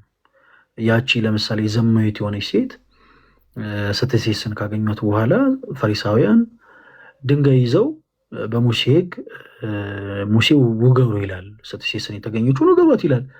እና ጌታዊ አንተስ ምን ትለናል ሲሉት የእያንዳንዳቸውን ኃጢአት መሬት ላይ እየጻፈ ከእናንተ ንጹሕ የሆነ ቢኖር በድንጋይ ውገራት ነው ያለው። ማንም ንጹሕ ሆኖ አንቺን በሆነ ነገር ብሌም ሊያደርግሽ አይችልም። ከዚህ ቀደም ያለፈው ኃጢአትሽ ያለፈው ስህተትሽ ያለፈ ነው። በቃ በንስሐ ከክርስቶስ ጋር የታረቅሽበት ጉዳይ የታረቅሽው ጉዳይ ነው። ክርስቶስ አንቺን ይቅር ባለበት ጉዳይ ላይ እኛ እዚህ ጋር አጋፋሪና ጫፋሪ ሆነን አንቺን ከእንደገና መክሰስ ብሌም ማድረግ ምናምን አንችልም። እሺ እንዲህ አይነት ጉዳይ ላይ እንዳትጨነቂ። በቃ አሁን ትልቁ ነገር ዋናው ማወቅ ያለብሽ ትልቁ ነገር በቃ ከዚህ በኋላ ስህተት አለመስራትሽን ነው። እና ምንም እንዳታስቢ እህታችን ማኪ በርቺ። እሺ እግዚአብሔር አምላክ ይረዳሻል። አንቺ ልብሽ መልካም ነው፣ ጥሩ ነው። በውስጥ ደግሞ መልእክት አስቀምጪልኝና ምችል ሆነ እኔ በጣም እንደው ምናልባት አገልግሎት ስለሚበዛብኝ ከሎያል ጋር ላገናኝሻለሁ እና እሷም ታግዝሻለች። እሷንም ፎሎ አድርጊያት እሺ ማኪ። ሎያል የሚለውን አካውንት አለ አይደል? ፎሎ አድርጊያት እና ያለውን ነገር በአጠቃላይ እሷም ታግዝሻለች። በውስጥ መስመር መልእክት ጻፊልን እሺ። ለእኔም ለሎያልም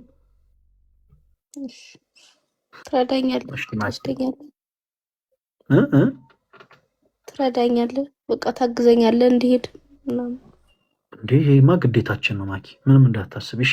የሚደግፈኝ ሰው ብቻ ነው የሚፈልገው። በቃ የሆነ አለው የሚለኝ የሚወስደኝ እንዳቅ በቃ ትምህርቱን እንዳቅና እኔም ለመመስከር ብበቃ ብዬ ነው የምመኘው።